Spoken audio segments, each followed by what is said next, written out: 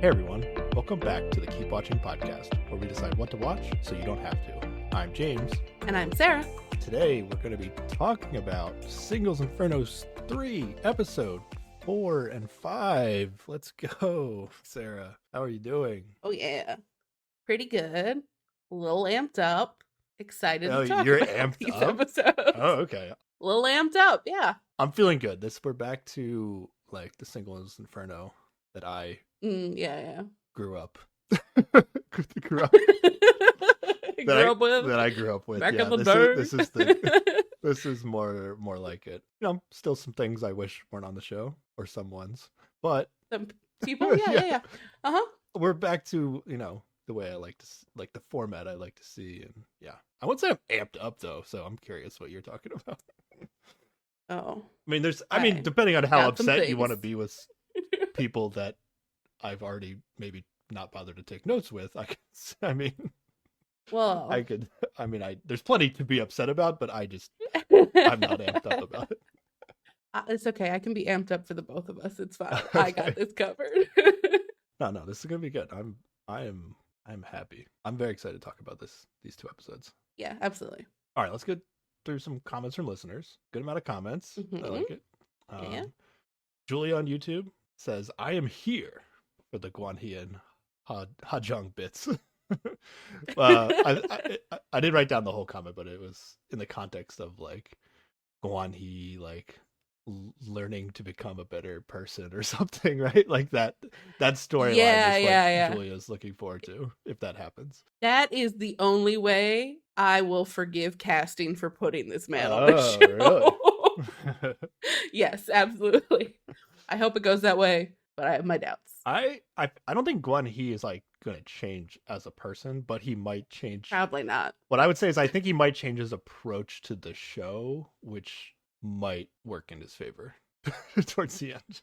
Yeah, and I think that'll just annoy me even more. You know, I'm with him right now. I'm like, he either needs to have a full recovery and become a decent human, or no woman should go near him in the entire show, and he should cry the whole time. That's it. Yeah, no in between. He's not going to change as a person in the span of the show. Yeah, that's I not know. happening, so, but I can hope. Yeah, the Guanhee and Hajong is going to get interesting. All these comments are prior to people watching episode 4 and 5, I think. So yes. Yeah, so it is getting interesting even now.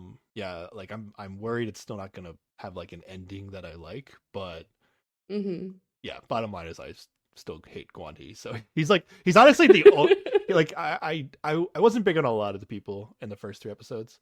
Right. Guanhee's like the only one that I would say I'm still upset that they're on the show, you know.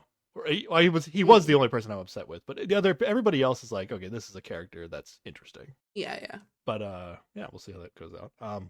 Many people reached out to us about the subtitle difference thing we were having. Yeah. So basically, I was watching on the English CC, which closed captioning. And I was watching on just English, and that theoretically accounts for our differences. I don't know why they're so wildly different, but sure. Yeah, they're only wildly different in certain spots. My advice would be I spent like a little bit of time like watching the same 20 seconds over and over again with like English versus English CC, and then I even put on the English dubs to see like if it's synced up. Like if you have the dubbed on, it's like which by the way, watching dubbed on for a reality TV show is a decision. I'll say that. Sorry, you said that you did that with like Physical 100. Did you do it for Devil's Plan too? You said. I think I did it like because I think the dubs were already on for something else when I started the first episode, and I was like, "Fuck it," and left it on. Oh God.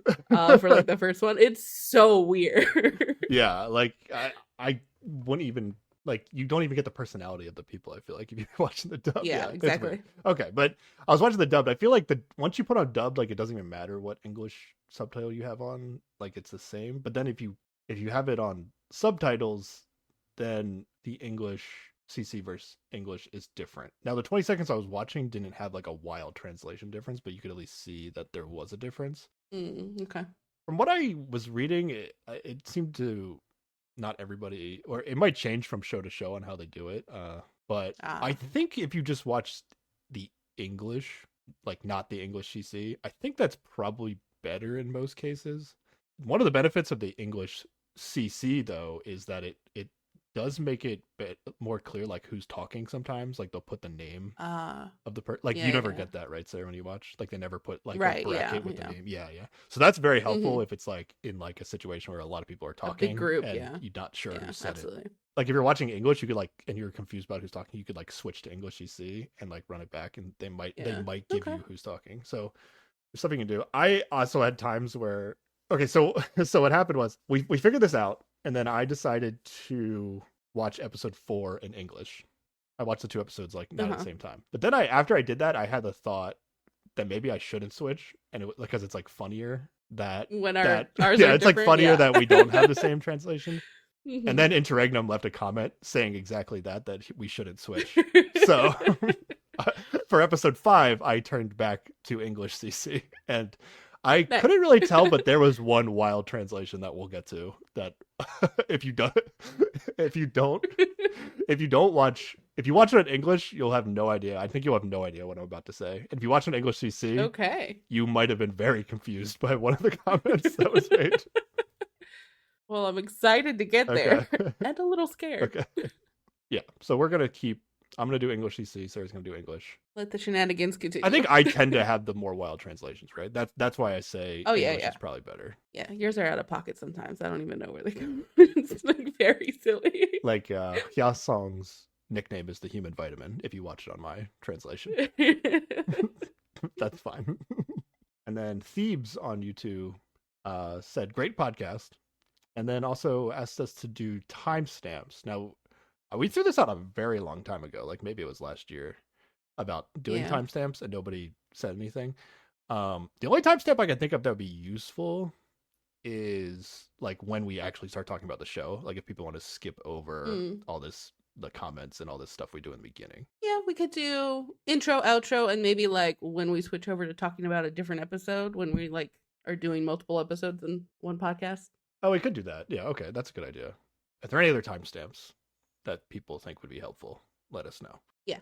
AH says they think that Guanhee and Hajong interactions are entertaining in the first 3 episodes. So Okay. that's I'm actually curious, like, do people like this? Do people not like this? So actually, like, we both don't like it, but that does not always and many times does not translate to the actual public opinion of what's entertaining and what's not.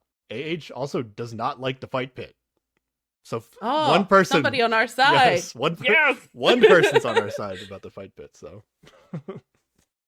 that might be an indication that AH is on our side on.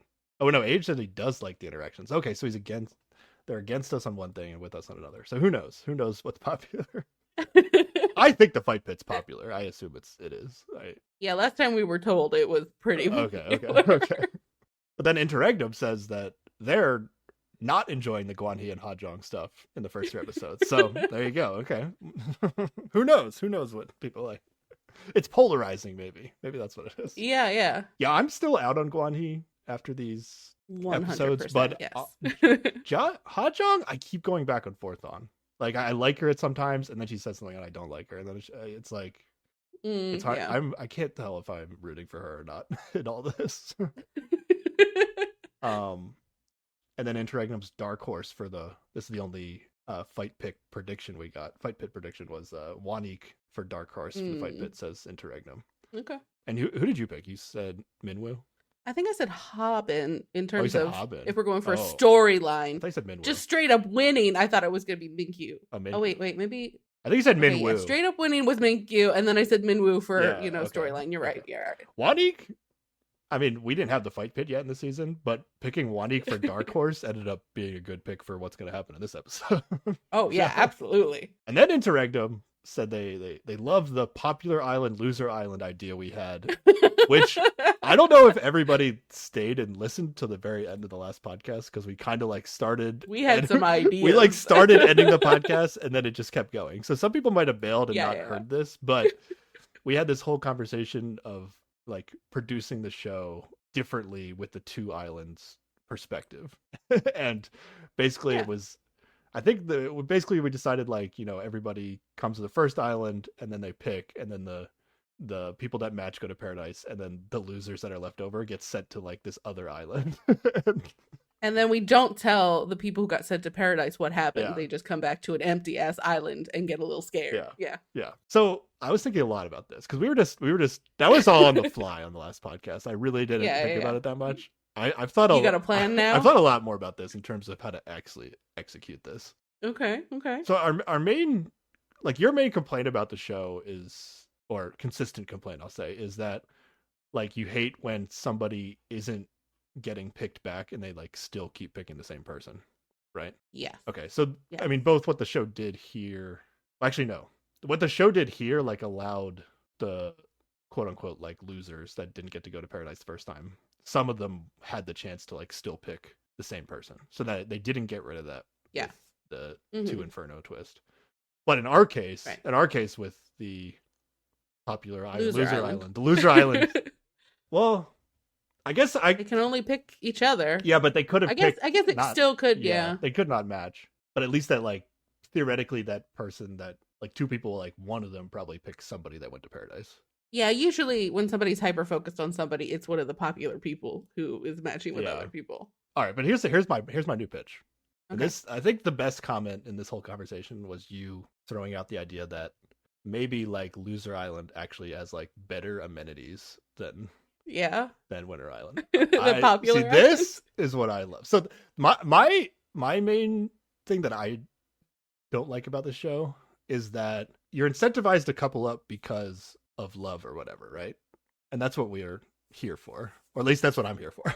But you're also incentivized to couple up because you get to go to paradise, and it takes away from it for me knowing that there's like multiple reasons that you'd want to couple up. Mm-hmm. So that's when you threw out that idea. I was like, "Oh!" Now I think what I'm about to pitch is a completely different show. I'll be honest. Yeah. Okay. But this is my idea. That I think that we can get the best of what we want to see. Okay. Okay. All right. So you start the show kind of like on an island that it started out this season, where it's quote unquote like difficult mode Inferno. Right. Yeah. Okay. And then the winners, people that match, go to paradise. This is like what we were saying last time. And then the losers get taken to another Inferno island. But that island is like easy mode Inferno. And we're finding out that that's kind of what's happening on this season too. Right? Like it's kind of when they merge, it becomes kind of easy like mode. last season. Yeah. Okay, so Loser Island is like better, right? In terms of amenities. Yeah. Okay. And then the winners come back to like difficult Inferno Island, and there's like no one else there. That's just just funny. Okay.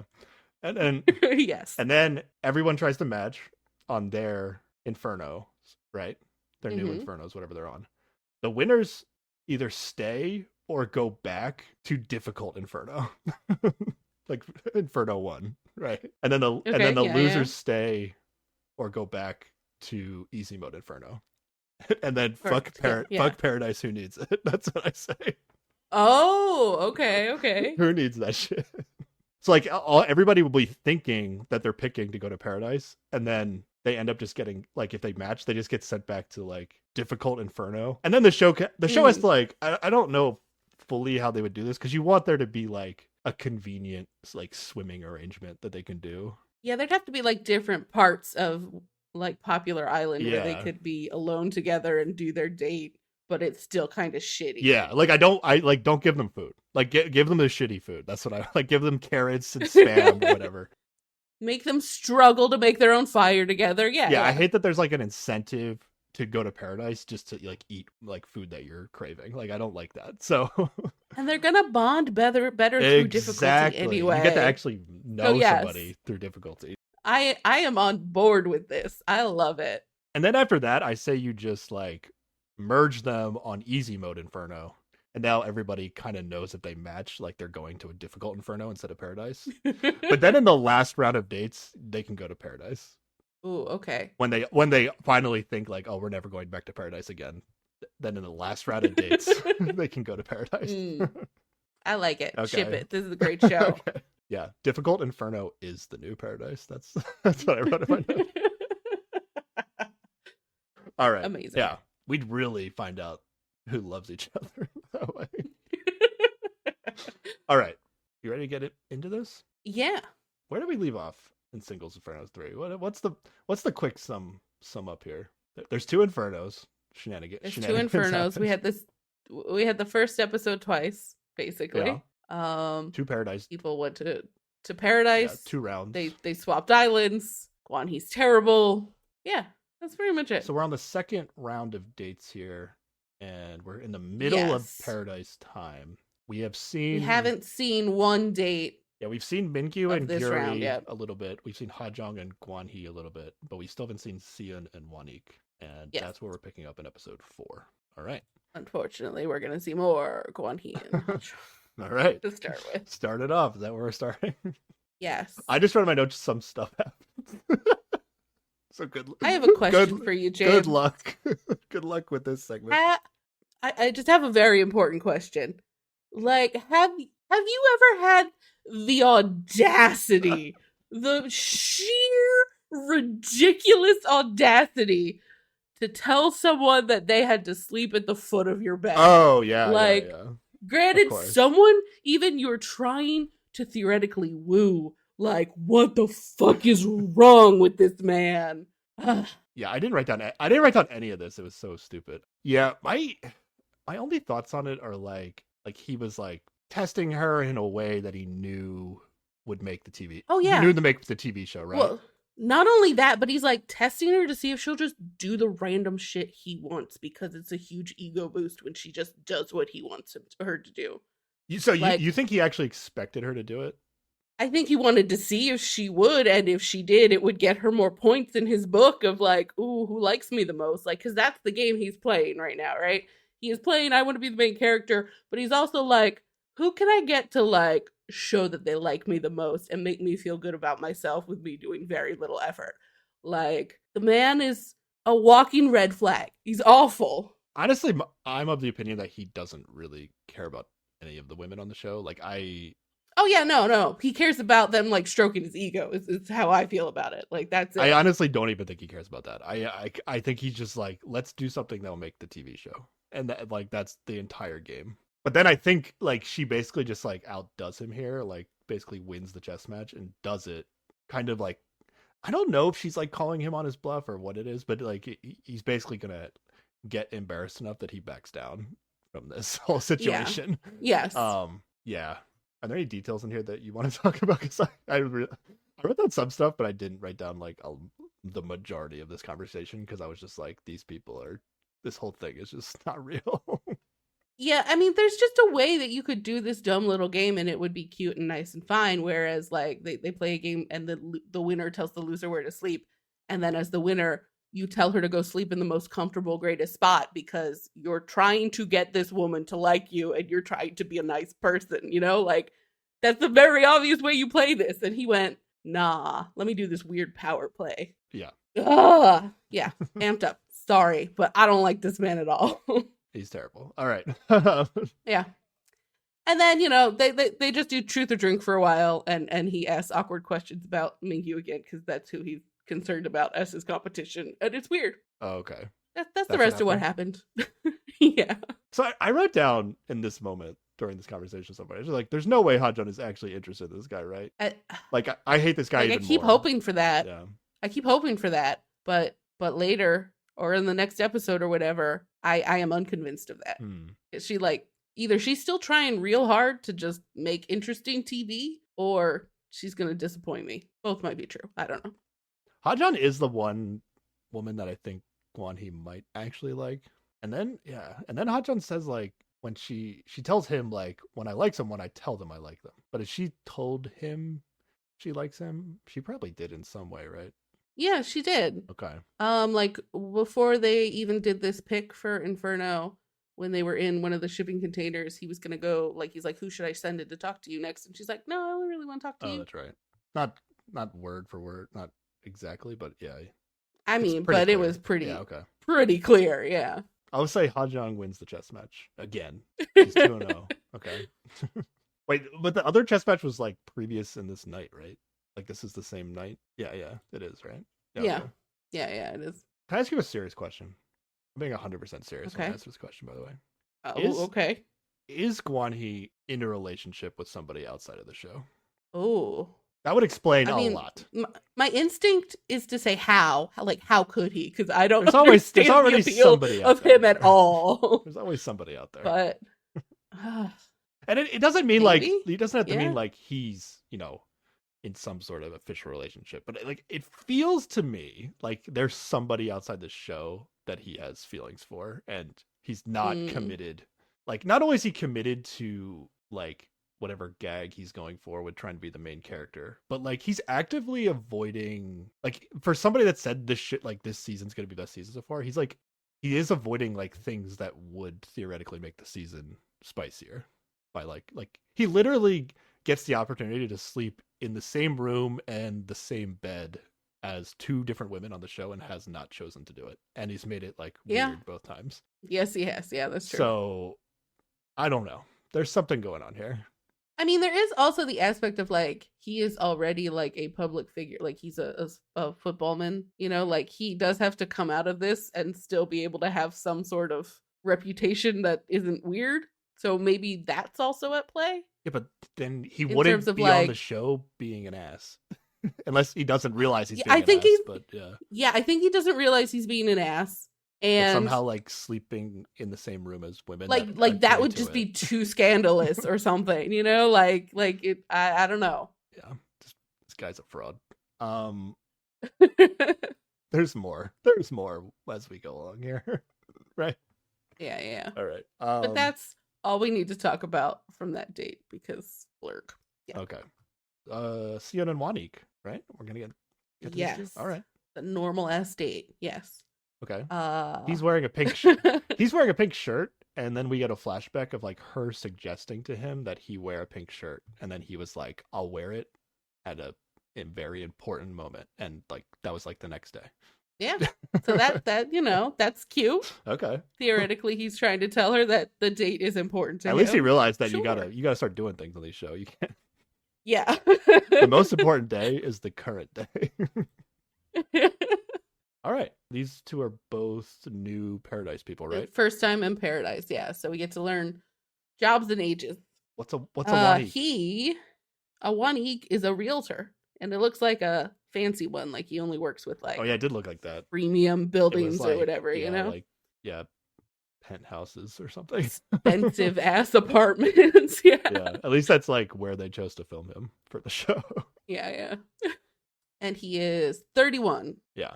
So I want to say the youngest of the guys we've met so far or learned ages so far. Tied with Jinsok. Jinsok. That's right. Yeah. No guess from Sion on his age. Right. All right. Well, she did guess correctly that he was a real estate agent, so I guess he That's kind of crazy. gives off big realtor energy. Yeah. I actually realized like at some point in my notes, like later on, I think when there's gonna be another dates where they're like guessing ages for the first time. I finally like realized like when people guess right on the first time, especially, like you could easily just edit it to make it look like they guessed it right on the first time. That's true. Yeah, so Yeah. unless they actually say like, "Oh wow, you got it right on the first time," like chances are that they probably edited it. What is a Shion? She is a freelance model. She does wedding, fashion, and beauty modeling, and she is 27.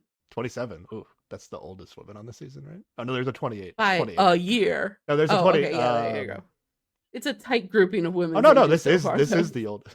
All the women are 26 except for Sion is. 27. Oh, that's right. Yeah. Yeah. If you want to be on Singles Inferno, right? Be 26 if and you're a you're woman, turning I guess. 26. Now is the time for you to get on the show. You better go. Yeah. Oh, and this is maybe Korean 26 and 27, so factor that in. Yeah, that's true. He guesses that she's a violinist, and then I don't know. Did she get offended by that? I feel like she kind of got offended by that. I wrote that she just laughs at his face, like she thinks it's the most ridiculous like idea.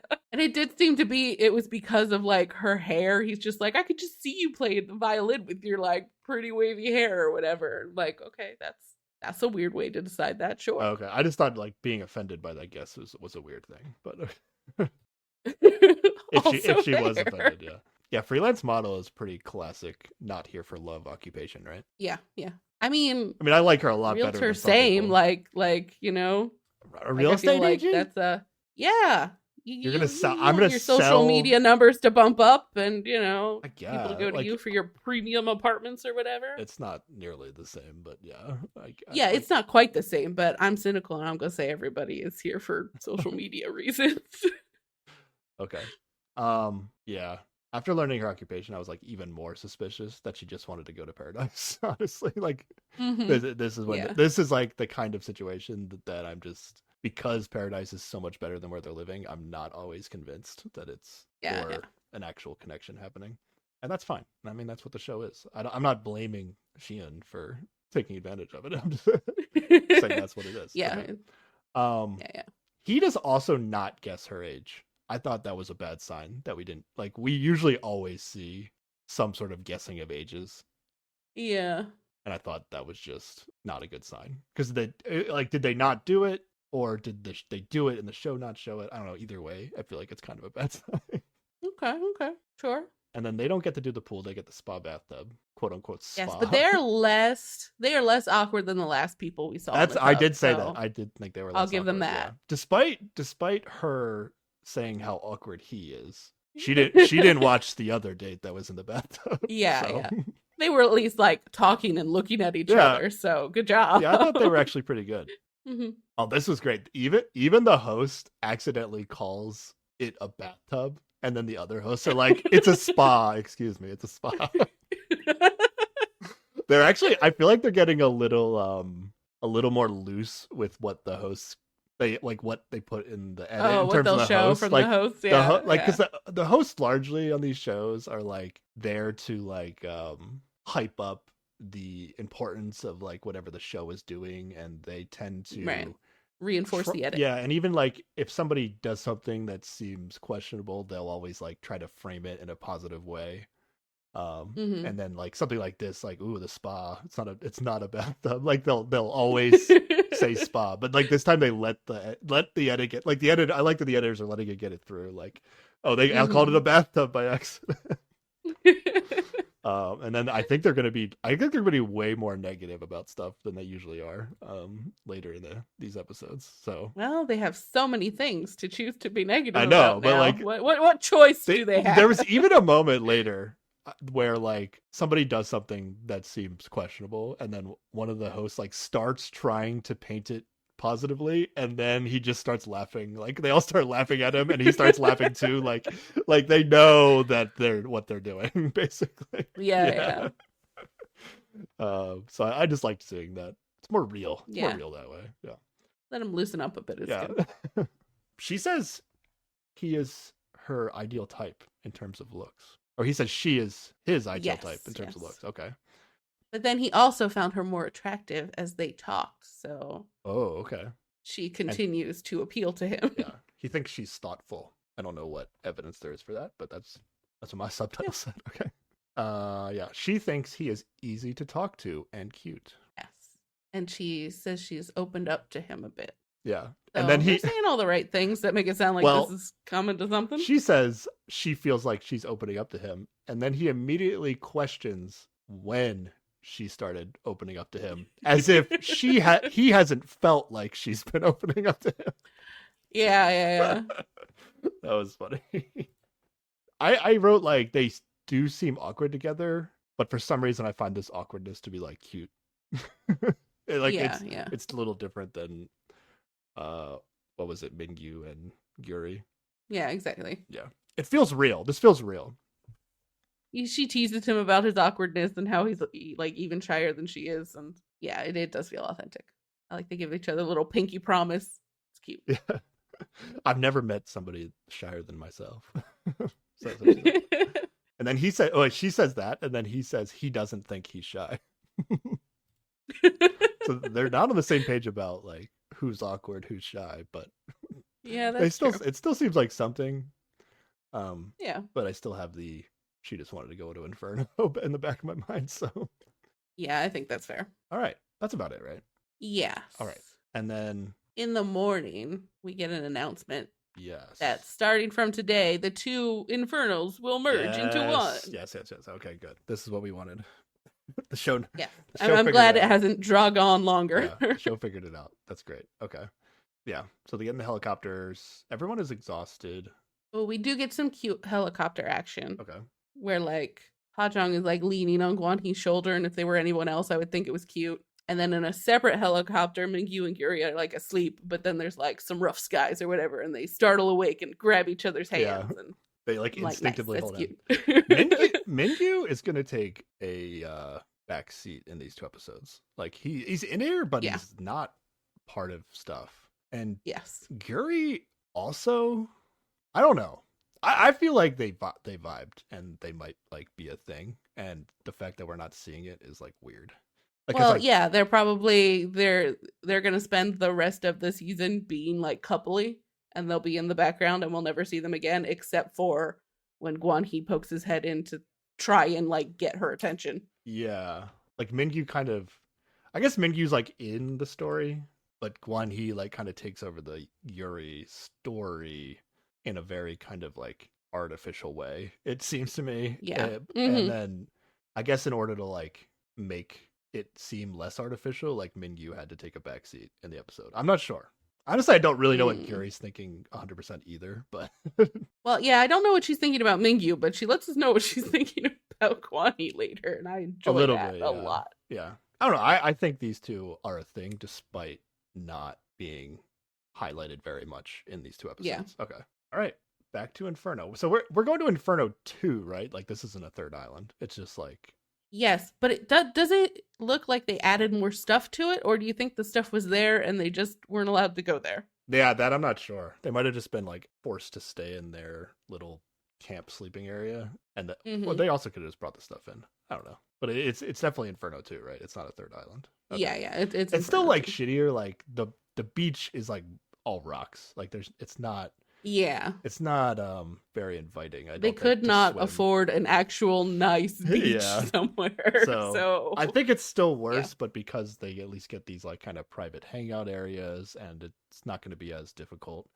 I do think it's a step back to the previous seasons, which I think is in the right direction. Yeah. I mean, they still don't get like a kitchen, but they get other amenities, and it's nicer. Yeah. In that way. They got a blowtorch for starting fires and a grill or whatever. Yeah. So the Inferno 2 losers are waiting. And then the Inferno 1 losers arrive first. All right. So all the non-Paradise people get together. Minhyun and Jinsuk back together. Let's go. Right? That's what I was hoping for. Yeah, they're making eyes at each other. That was cute. Right. Yeah. Both seem to legit smile at each other. I don't think it was editing tricks. And they're making eye contact. All right. Yeah, absolutely. Right. And then the Paradise people arrive. I will say Wanik and Sian do seem to be talking like more naturally on the walk up the beach. Yeah. So I don't know. I was like, back when I was watching this, I was kind of vibing. Despite my skepticism of Sian, I was kind of vibing with this relationship, honestly, after the date. Yeah, and she's talking about like watching him swim in the ocean, right? Like she doesn't want to swim in the ocean, but she's at least, I mean, she could just be BSing, but she was at least seeming like she was interested in watching him swim in the ocean. Yeah. That's good. The hosts, however, Sarah, are rooting for Ha Jong and Guan Hee. This is where I can't tell if the hosts are trolling or not. And do I just just not understand what's popular? Or I don't. Yeah. I mean, the hosts are going to get very negative on Guan Hee finally, eventually. Oh but yeah. They will have no choice. Like they were all about Guan Hee and Kye-sung in the first episode, and now they're all about Ha Jong and Guan Hee. Like they're like, oh, they're it's working. I don't see it. Okay. I don't get it at all. Yeah. If anybody could explain it to me, I would love to know what the appeal is there. I don't see it at all. Yeah. Minwoo seems to like Sian as soon as he sees her, because he hasn't met her yet, right? There seems to be a vibe going on, at least from him. Yeah. I think we get a confessional where he says that she like stood out. Like her first impression was really good. Well, I think she said he stood out also. Well, we get both. Okay. But then, so like Sian arrived first, like before like Yuri did, and Sian sits next to Minwoo, so they're like kind of having a conversation. But then Yuri comes, and he like gets up out of his seat so that she can like take his seat, and then now he's like not sitting next to Sian. which made me Yeah, feel yeah. like he was still more focused on Giri in that moment, but it could have just been like a Yeah. situational thing. I don't know. So now he's sitting next to Guri, but he's not sitting next to Sion. Decision. Is this the Right. same guy Yeah, that yeah. sat next to Guri, but like as far away from Yeson in like the original in like episode 1 when they first walked up? I think it is. It makes Yeah, yeah, he makes yeah, weird yeah, you're seating right. Yeah, choices. absolutely. Like he almost had both girls sitting next to him, but then he was like, you know what? I'll just choose one right now. I don't know what Yeah. he's doing. Okay. Yesung says none of the other girls stood out to her. He's So got confidence. yeah, she Yeah. did say Guri beat her on first impression in the first episode, but now she's like, nah, Hmm. nah, they're all just they're all just Yeah. equally beautiful. Like none of them stand out. She does get a little bit jealous though when Guan Hee and Ha Jong roll up because Yeah, like they walk in all like naturally together and he's not looking at her because he's weird and she has feelings about it. yeah, because she's gonna say that she didn't really vibe with any of the guys back at Inferno 1 after Hmm. Guan He left, right? Yeah. It's like she wasn't like upset about not going to Paradise, so, which means she's like pretty focused on Guan He at least. Like there's 2 guys she hasn't met yet, but Yeah. okay. Cian doesn't consider all the girls had great confessionals here. Cian doesn't consider the other girls to be competition because her charm is unrivaled. Ajong thinks the other girls will consider her to be their rival. So it's like Of course she bunch feels of that different way. ways of saying the same thing, which is kind of great. And then we get no confessional from Minyoung. Probably because she was like, yeah, other people have good qualities too. I'm not the best person in the world. And that doesn't make it on TV. Okay. Okay. All right. Then Cian and Minyoung are gonna talk. They seem to be like they're 2 of them are roommates in a shipping container, right? Yeah. Okay. Yes, yes. So that means that Hajong, Yuri, and Hyesung are roommates in the other women's shipping container. Okay. Hmm. Overall, like I wish there was like a drone shot of them showing like all the different spots on this island because like I Yeah. like in the first 2 seasons, like you understood the layout of the island like within like whenever the episode they showed it to you, you're like, oh, I see. Like there's an overhead shot of the island.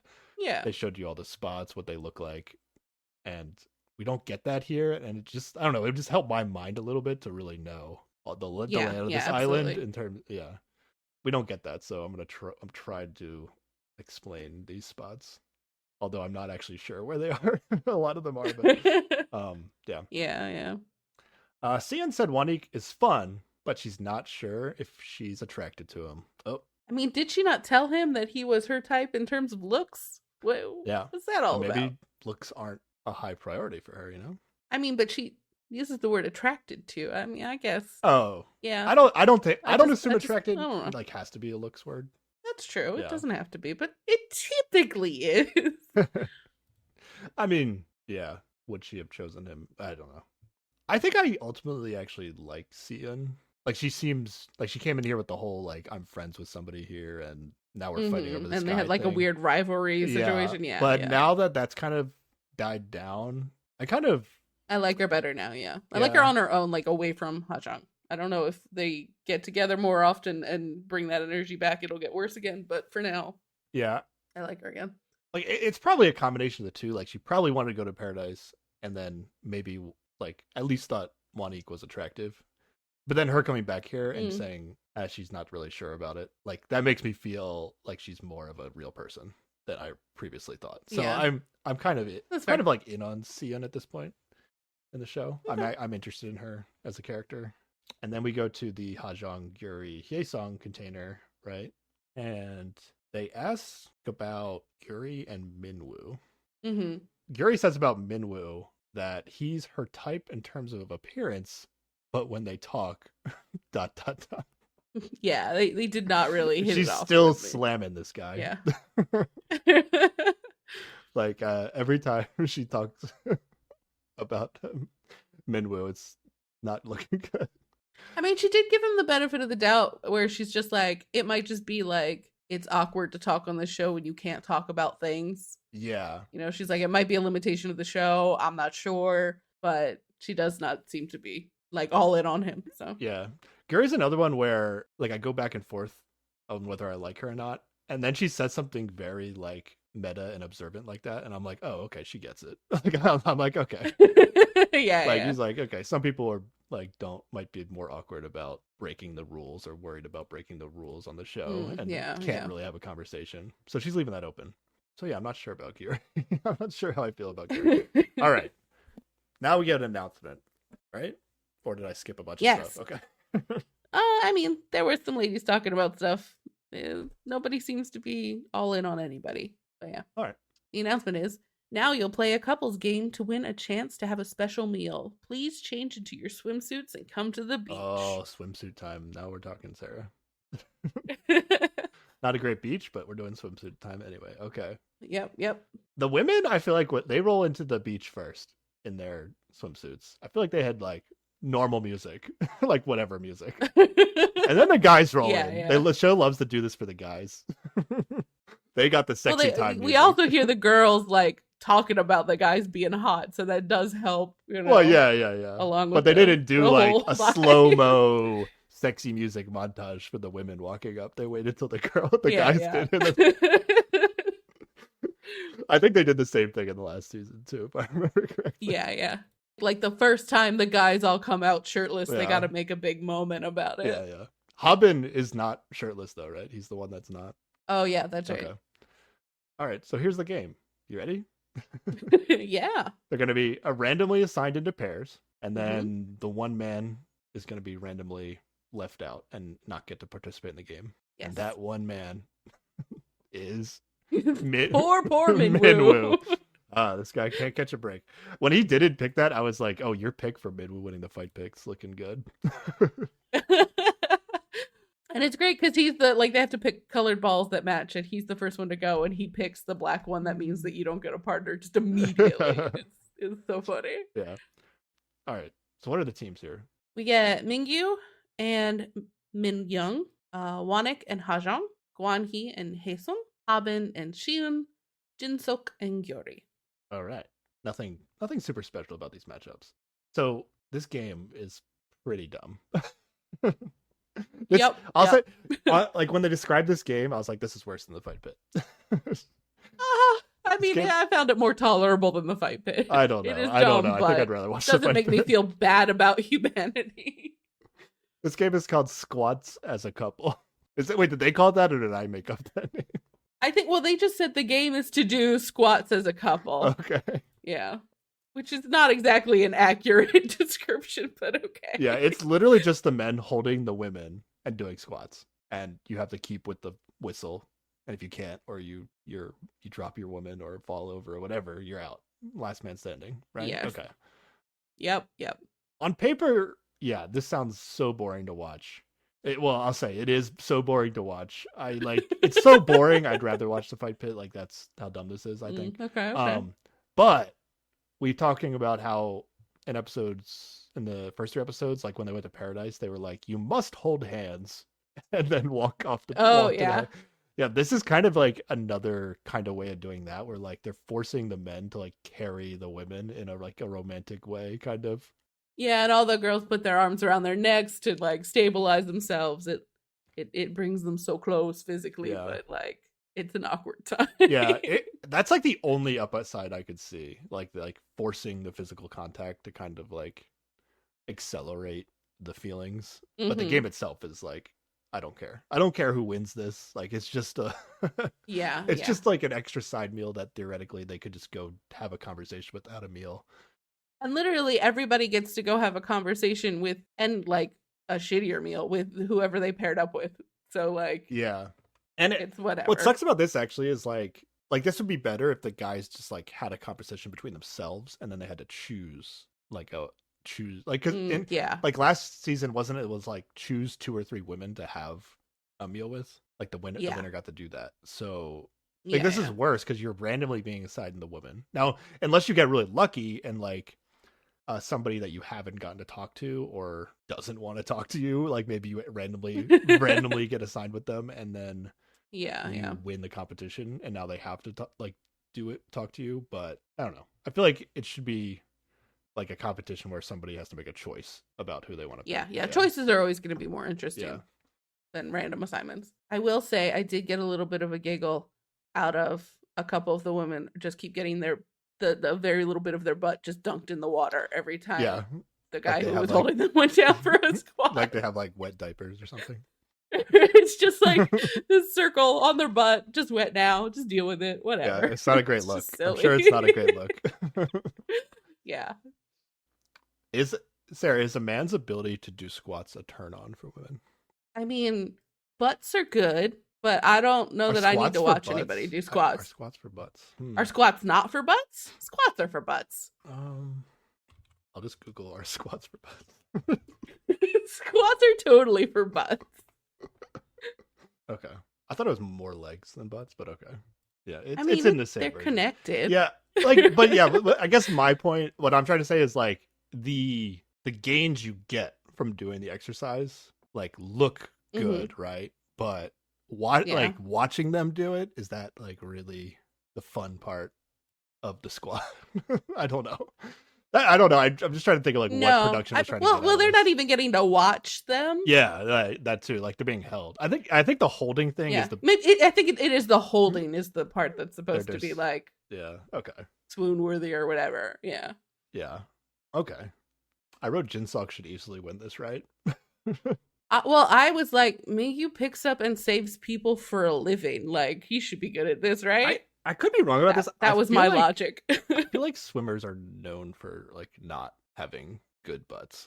I feel like that's a thing. I don't know Okay. because it's not really the muscle group that you use when you swim. Like you never squat. Like especially if he's rescuing people, he's not squatting. Like the only thing you would do is like I guess that's true. Like if you're in a swimming pool, you like push off the wall like when you turn around, I guess. But I was thinking just purely from a holding on to someone perspective, like he should be able to keep this woman in place and not drop her.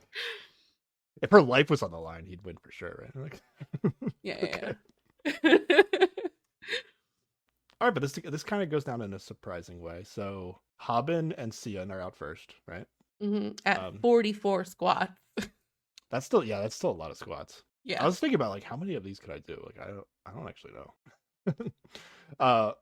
Mingyu and Min Young are out second. That was kind of surprising. So I think it's 45 squats. Yeah, so Mingyu goes out second. Yeah. So maybe your swimmer butt theory is correct.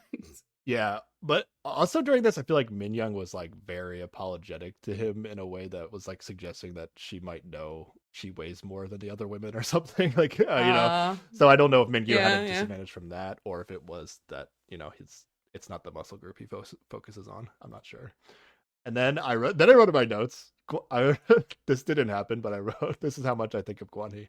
I wrote, Guanhee is gonna drop San in the water, right? Like I honestly thought, like, just for the show, he was gonna just like both hands release her and let her fall like on the like into the water. I thought he was gonna do that. And like honestly, I wouldn't be surprised if she also thought he was gonna do that because she keeps like reassuring. He's like, you can stop. You don't have to keep going. You can stop now. It's okay. Yeah, he doesn't though. He goes out third, Guanhee and Hyesung, and at 74 squats. Yeah. Sorry, I've put the effort into writing down how many squats. It is a lot. Yeah. Gonna announce it. And then, or what squat do we get to when we decide? It's 101 squats. 101, damn, okay. So Jinsok, we're down to Jinsok and Wanik. Yeah, Jinsok gets to 101, and then he's just like, I can't do it anymore. And then he just like casually stops. Like, it didn't look like he couldn't do it anymore. He just stopped. He was just done with this activity. Yeah, so surprisingly, Wanik, which was Interregnum's dark horse from the fight pit, randomly wins the squat off here. So Wanik and Hajong are going to have special meal together. Which we see absolutely none of. So apparently they're not a good match or are not interesting to watch. Yeah, there was like no payoff from this, ultimately. Like there wasn't a decision that was made that was interesting because there was no decision to make. Yeah. And if he had made a decision, they probably would have had a better, more interesting lunch. You know, like whoever he picked would have had some sort of chemistry with him or complete lack of that would drive the story forward, but we don't get that.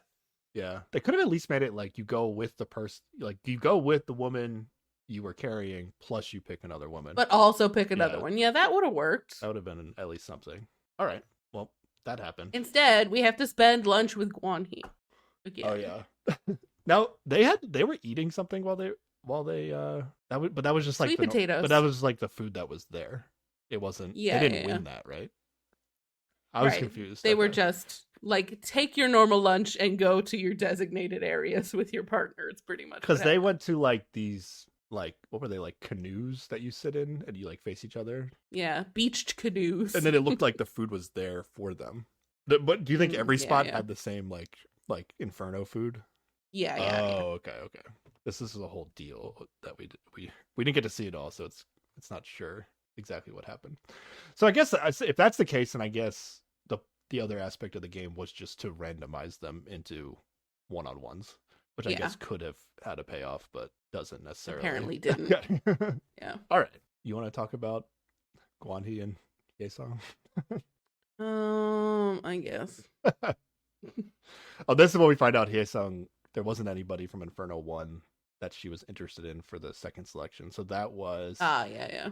That was Jinsok, Mingyu, and Minwoo, right? Yes. I think that lines up because she's going to give candies to Habin, Wanik, and Guan Hee. Yeah, so she's actually Yeah. So she's consistent with that, not being interested in those three guys, which is kind of surprising from the standpoint that her whole thing was like she's attracted to manly men. Like I mean, physically, she's still wanting to do a fuck ton of squats. That's true, then, but like physically, don't those the three guys she's not interested in look like the most manly men, right? Out of the three. Well, maybe she's determining manly in a different way, and we are not privy to what that means. Yeah, to but her. then maybe you shouldn't. I don't know. Don't use that terminology. Whatever. I feel like Ye-sung's discovering. I say this about somebody every season I watch. Like, you might just be discovering what she's attracted to what she actually on likes, the fly here. Yeah, I wrote down like I thought I might like Ye-sung, but I just feel like I'm really gonna hate her storyline of this season. So it's not really her I don't like. It's just like who she's chosen to like attach herself to for this TV show that I don't like. So and like if she's not gonna go after him, I don't like we've seen like no connection with anybody else yet. I don't see where that story's going then, so she might just not get anything. Yeah, I'm not sure. I hope a new story surfaces for her, but not doing great right now for me. She's even going to tell him that he's the only guy there on the show that is good looking. Thoughts on this comment, Sarah? I don't understand it. Like, honestly, I disagree. I would say like he's the least attractive. Yeah, I was going to say, is he 6 out of 6 for you? Physically and personality-wise, bottom tier level of a man on this island, as far as I'm concerned. And you're saying just looks, right? Like for you, he would be. Well, I mean, yeah, like looks are not there for me, but also just his personality makes his looks even worse. Like that just colors how I see him now. But yeah, even when he first showed up I didn't get it. It's not my style, but I mean, she's allowed to have a different opinion. Sure. Yeah. I don't get it, but okay. Okay. She doesn't know all the stuff we know, but she's specifically just saying looks. So I don't know. I thought that was interesting. That is true. That would not have been my guess for best looking guy on the island. Yeah, no, but then not even close. This is when it gets good, Sarah. Okay. She says height matters the most. Well, I guess in that case, he is the tallest. So maybe Mingyu's taller, but we're not sure. We never got exact measurements. Guan Hee does say he is the tallest, so I'm guessing Mingyu's like an inch shorter than him or something. Or he probably found him immediately and like compared, because he was real worried about that shit. Yeah, but this is why this comment's so great, Sarah. If I was on this season, Ye-sung might actually pick me to go to paradise with. How do you feel about that? Let's go. Yeah, there you go. I mean, that would be a better choice than Guan Hee, but literally anybody. When I got like 2-3 inches on this guy, I don't know. She won't be able to ignore it. Because we all know this is just a fact. We can all agree on this. Height equals manly man. Is that what that means? That is the equation that Ye-sung has been putting together this whole season. Like, height matters the most. Also, manly man. So, the taller you are, the more manly you are. It's difficult for me to get my head around because neither of those things matter to me. Sounds about right to me. But okay. Okay. I mean, it would to you. That makes sense. All right. And then I just wrote down I didn't write down what he said exactly, but I would say he's still making her feel like he still likes her at a minimum, right? Okay.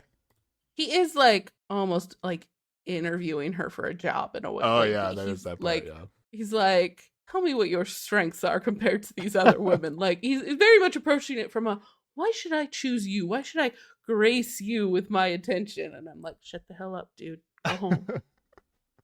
Yeah. All right. Still the best good looking, and he's super tall. So what can you do? I mean, he's not, but okay. And then we get a confessional where, like, I think earlier we got a confessional or something where he's like, "Oh, I like Hajang the best because she just paid attention to me," and now we get I like Hissen the best because she just told me I look good. Like, yeah, he's literally bouncing around to whoever complimented him last. Yeah, he goes, talks to somebody, goes to a confessional, and just says whatever the last girl he talks to is the one he's vibing with the most, and not in a genuine way. It's just like, this is Yep. This is just the formula to being the main character on the TV show. Yep. Okay. All right. I would ask when we're gonna get him going, oh no, it's so hard having everyone like me, but I don't think that's gonna be the case. I don't think so it's okay. I mean, if he ever does that confessional, I don't think it's making the edit because it wouldn't make sense at this point. Yeah, and then we get to see a bunch of these hangout spots. Any of these conversations? I don't think we even get any of the conversations. Minwoo and or the lunchtime, but okay, yeah, when they go disperse out elsewhere. Okay, so like Minwoo and Seon, they weren't a team for the competition.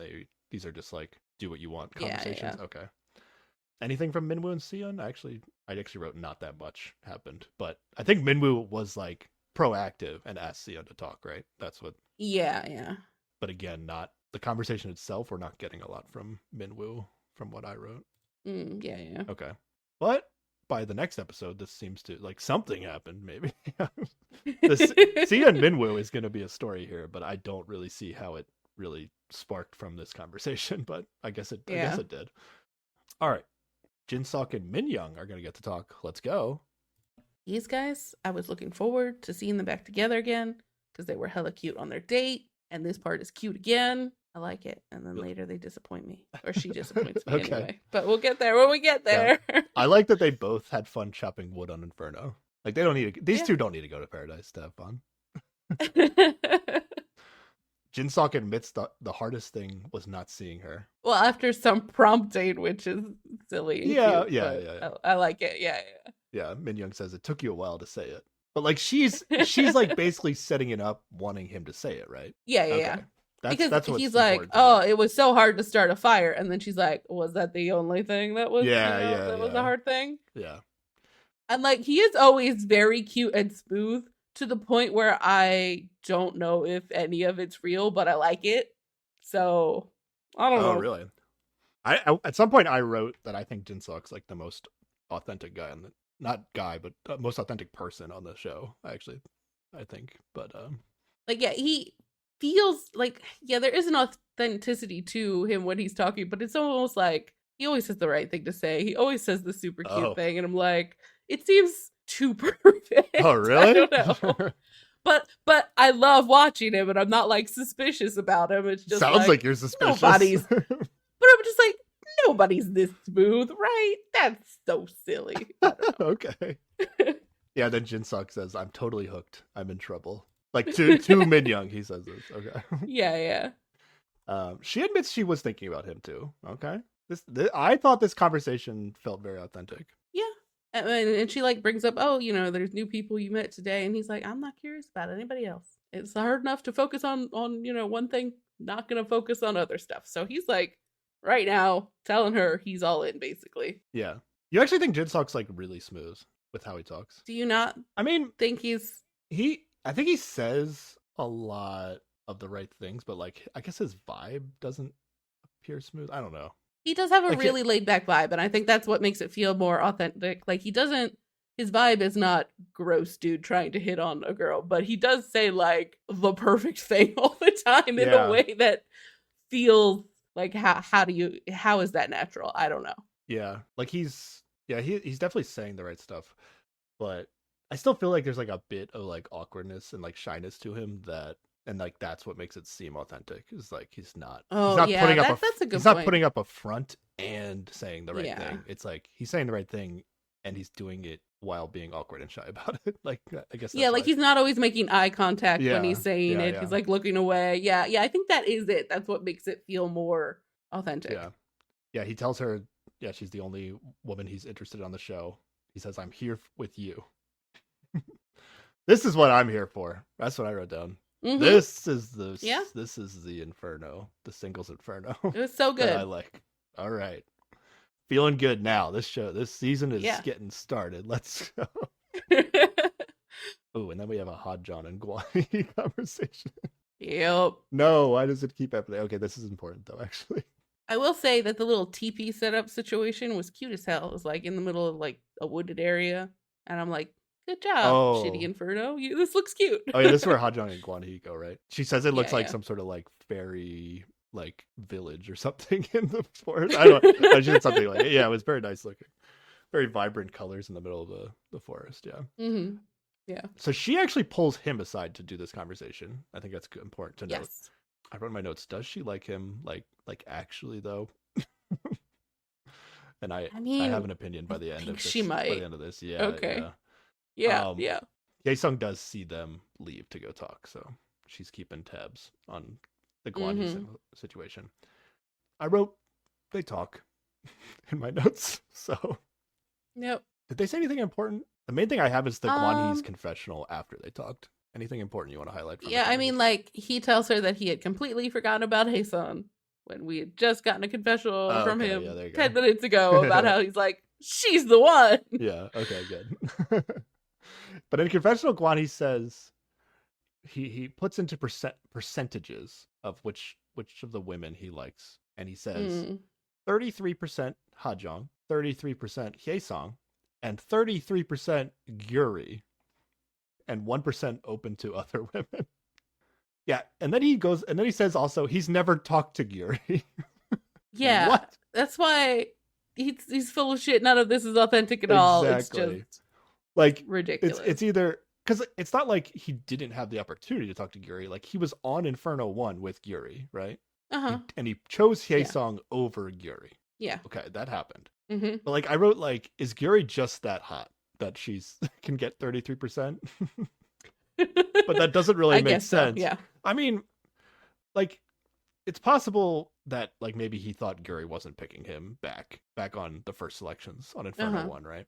And like Yeah. honestly like Guan He if I try to be objective about Guan He's strategy on the show, ignoring his like attempts to be the main character. Everything. Ignoring his attempts Yeah. to be the Yeah. main character. If I ignore that and I just talk about his strategy up on the show, it's not Okay. that different than I might do myself in terms of like let's say he does think Yuri's like the most attractive or something. Mm hmm.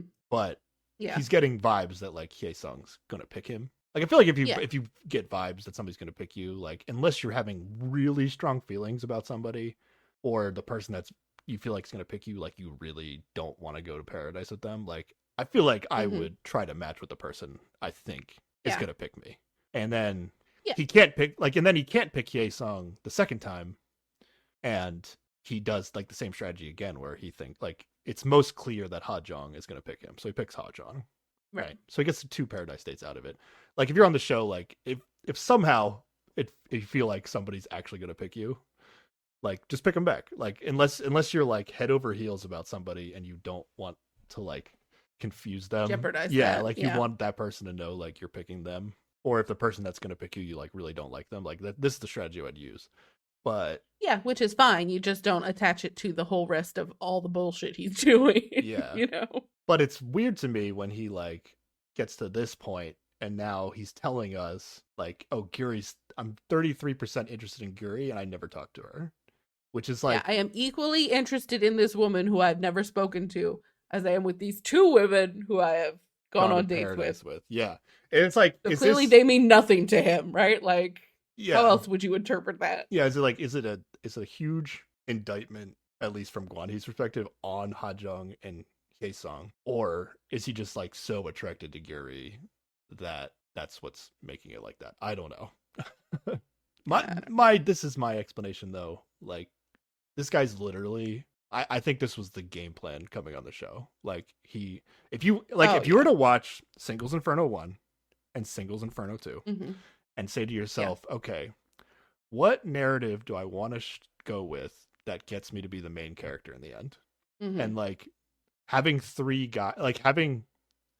three members of the opposite sex like interested in you or as options is like pretty much been the best narrative for that, probably, right? Yeah, the only other one is the longing for someone and picking them over and over and over again until they finally pick you. Yeah, but that's And you can't manufacture that. yeah, but that's like yeah, you can't control that, and that strategy can lead to you definitely not being on the show as well.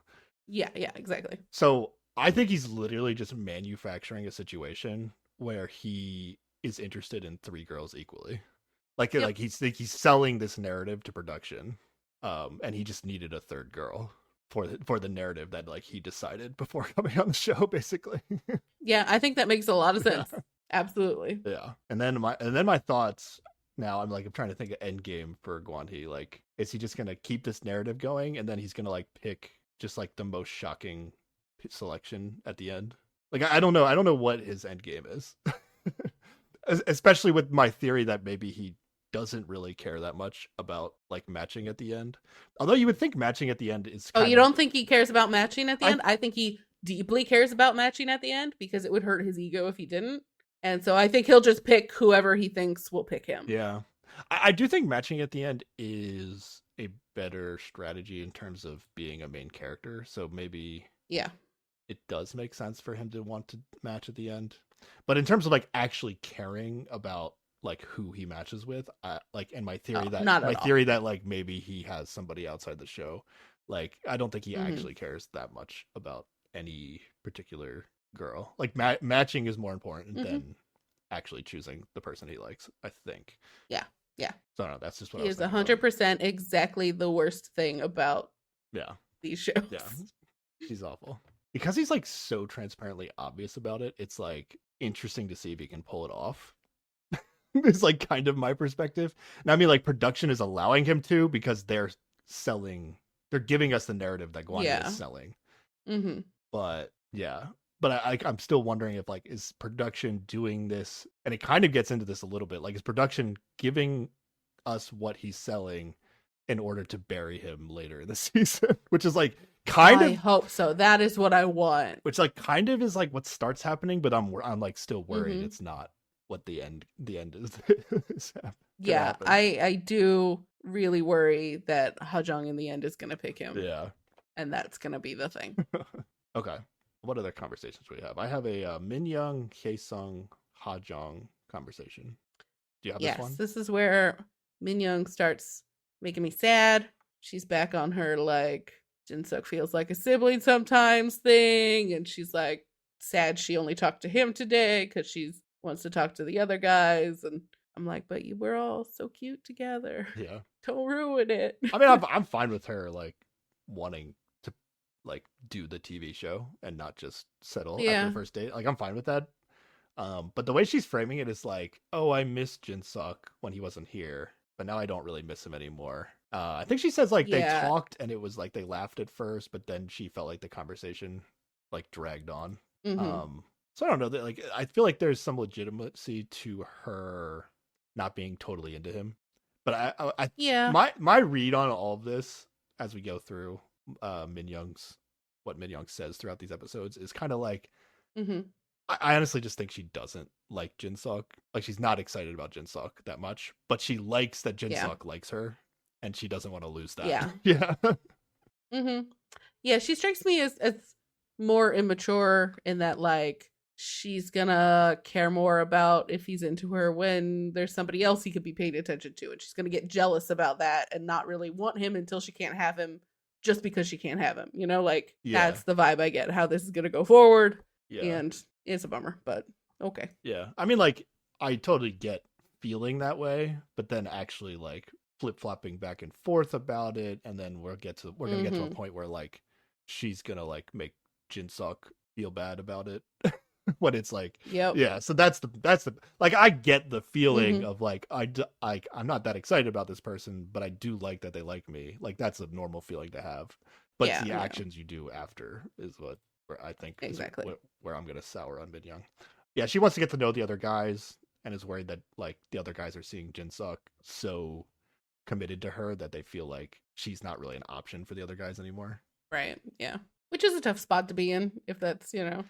Yeah, and I don't know, like, did they if you're talk? not interested in the one Did they person. talk so long? Did like Jinsuk have her aside and they were talking for so long that like she didn't have the opportunity to like initiate any one-on-ones with the other guys? Because like she's making it seem like she hasn't like talked to anybody today but Jinsuk. Yeah, but like she should have been able to talk to whoever she was paired with. That was Mingyu, right? For lunch. Yeah, And she was like, interested in Dinosaur Face Man. I thought that exactly. was a thing that might be happening. Yeah. But again, I don't know. Mingyu might. Maybe he was. I feel like Mingyu might be like clearly committed to Gyuri, and we're not seeing that part of the story, but that might be what's happening with Mingyu. Yeah, that makes a lot of sense. Yeah. Then the host suggests something. Mm-hmm. The host suggests after reacting to how Min Young's feeling about Jinsuk, the host suggests that Guanhee's strategy of dating women is better than Jinsuk's strategy. Yeah, the hosts are wrong. Okay. I don't like it when they say that. You definitely don't want to say like sweet things that make the woman feel comfortable. That's not good. Yeah. You want to tell them to sleep at the end of your bed and treat them poorly because people don't like it when you treat them nicely. Not at all. Yeah. Top tier dating tips right there. We're on the same page. We get it. Yeah.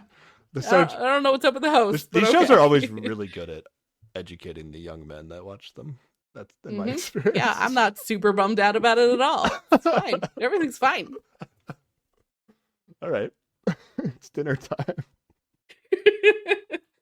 We finally get everybody cooking together time. Yeah. Inferno, which is nice. Inferno 2 is like full on easy mode now again. Like we're not messing around with whatever the plane crash difficulties were in the first episode. Yeah.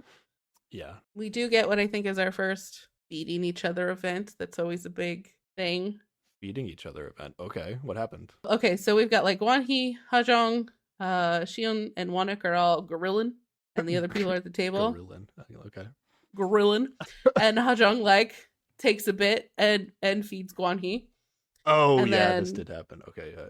And then Haesun is watching from the table like, I'm gonna do one better, and she makes him a little lettuce wrap and comes up and shoves it in his mouth.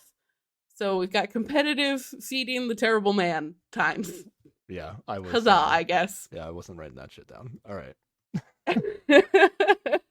Anything else before the announcement that we're about to get? No, that's all that happens, really. All right, what's the announcement? You'll now choose the person you are interested in. Please go to the mailboxes one by one and deliver a piece of candy to the person you like.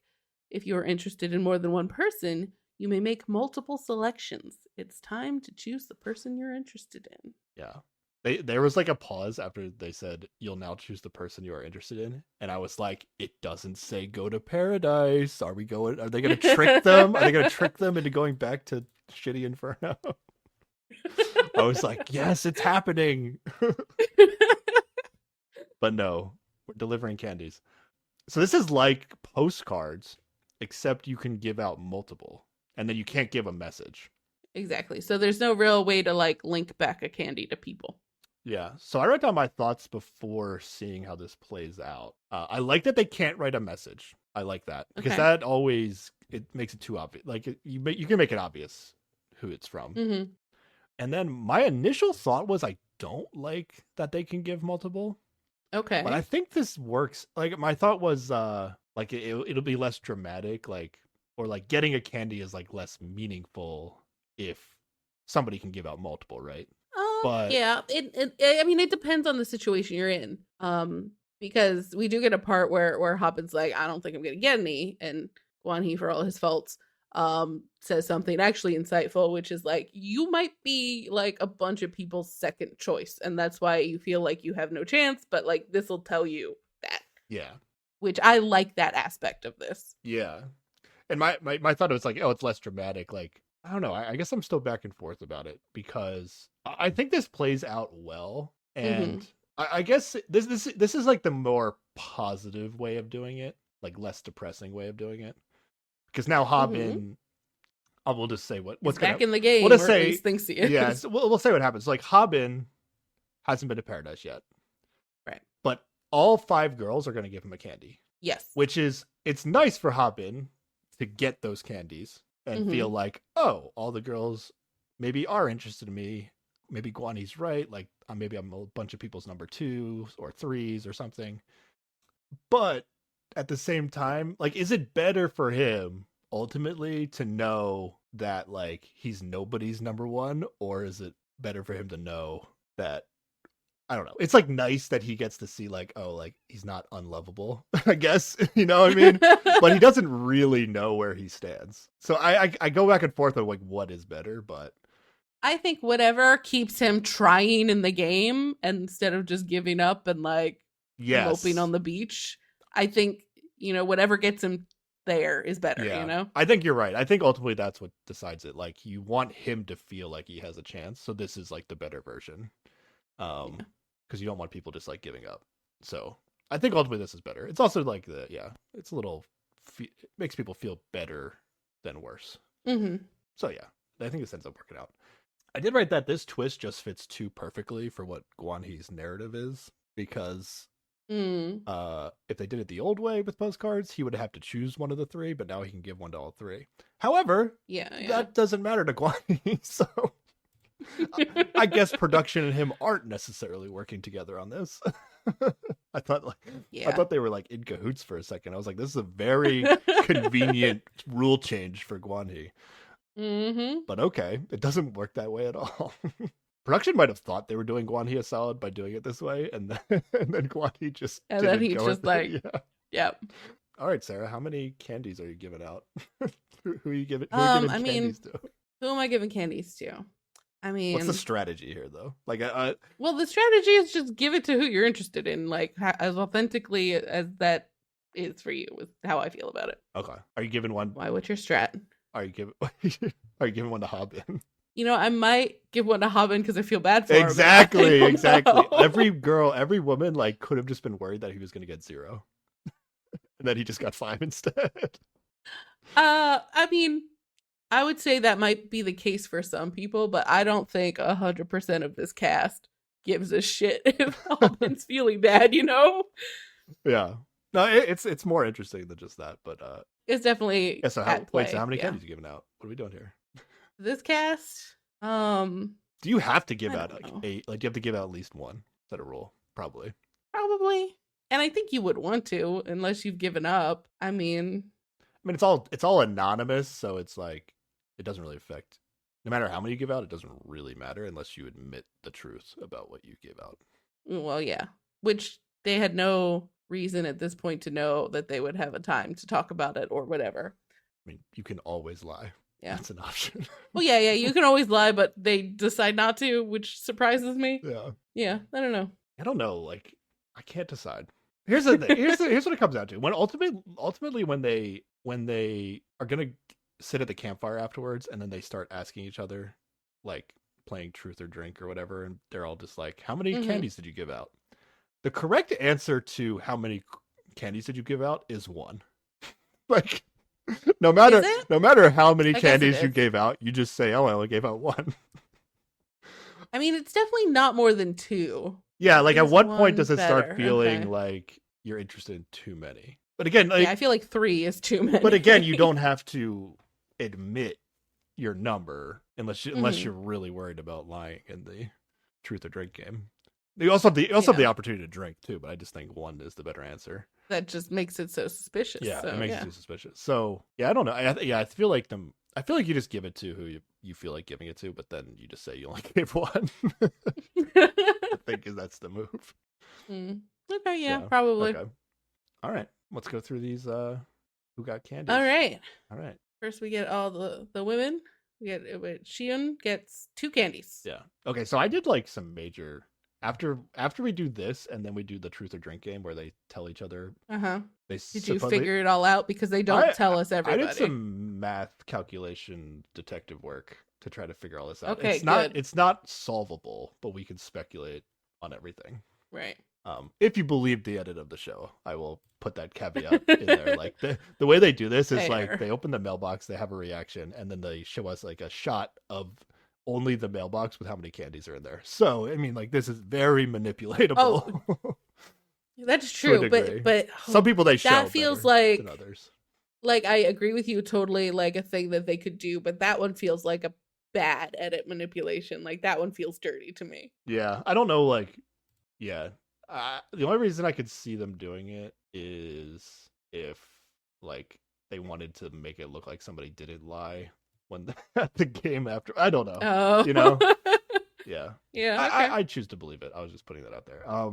I wrote down like guesses at this point. Okay. I think I'm not gonna bother sharing my guesses because a lot of them are gonna end up being like some people did some crazy stuff here. So Yeah. we'll just talk about at the end. We'll talk about what I calculated the situation is. Okay. All right, so let's just do quickly how many each. Then gets. Minyoung gets 1, Haesun gets 3, Hajong gets 1, Gyuri gets 4. Okay, so that's the I think women, like right? in terms of the women, like that's who I assumed would get the most. Gyuri, okay. Hajong getting 1 maybe was a bit surprising. Yeah. I like that when Minyoung got her 1, she like quickly unwrapped She was disappointed. She unwrapped it and ate it to like destroy the evidence. That was what I was thinking. Yeah. Because I don't know if anybody else ate the candies besides Minyoung, and she ate it so fast. Yeah. So for the women, I believe, or for the men gave out 11 candies total to 5 women. Mm-hmm. Okay. All right. What about the men? Okay, Jinsuk gets 1, Wanik gets 2, Minwoo gets 1, Haben gets 5, Guanhee gets 2, and Mingyu gets 2. Yeah, when Minwoo goes to get his candy out of the mailbox, he like somehow has like long enough fingers that he like puts them through the mail slot and like pulls the candy out of the mail slot instead of just like opening it. Opening the whole freaking door, which is how everybody else does it. Between like Gyuri like saying that he was not the best conversation to talk to, and doing this thing with them, I don't know. He's not coming across very well. This Minwoo guy. That's fair. Yeah. They made me laugh. Not a good look, but it made me laugh. Yeah. So in total, I think the women gave out 13 candies to 6 guys. All right. Okay. Haben is mad confused when he gets 5, by the way. He like pauses and then he like double checks, turn around. He's like, wait, did I open the right mailbox? I mean, fair. Like all evidence to now points to no one's interested in him, so it makes sense. Well, like if this was postcards, and like if you were only able to give out 1 candy, he's getting 0, right? Actually, no. I guess he's getting 1. Ultimately, we figured that we do. Oh, that's true. He actually would have gotten 1, but we can speculate. It's one that's like we can speculate about inauthentic about in that a lot of when ways. we get to it. Yeah. All right. Yeah. So then we go to this is a classic campfire with beer or soda or whatever. They do this. Yeah. I never like I saw that they had Cokes. I guess like I'm just not paying attention to it, but this is like the advertising for the drink segment. Oh, yeah. This is classic late night Inferno right here. Yes. There's some shenanigans with Gyuri, Guanhee, and Mingyu. Is that what we're talking about? We know going into this like Guanhee is like paying attention to Gyuri because he's trying to sell this narrative that he's into 3 women equally. Mm-hmm. Yeah. Mingyu is noticing. I mean, they sat next to each other, so he's like looking at them, talking, right? Well, like she had to switch sides of the fire because the smoke was in her face, right? Oh, is that what? Oh, yeah. Okay. He gave him his seat because he's trying to take care of the girl he likes, but it did result in her having to sit next to Guanhee. Yeah, that's true.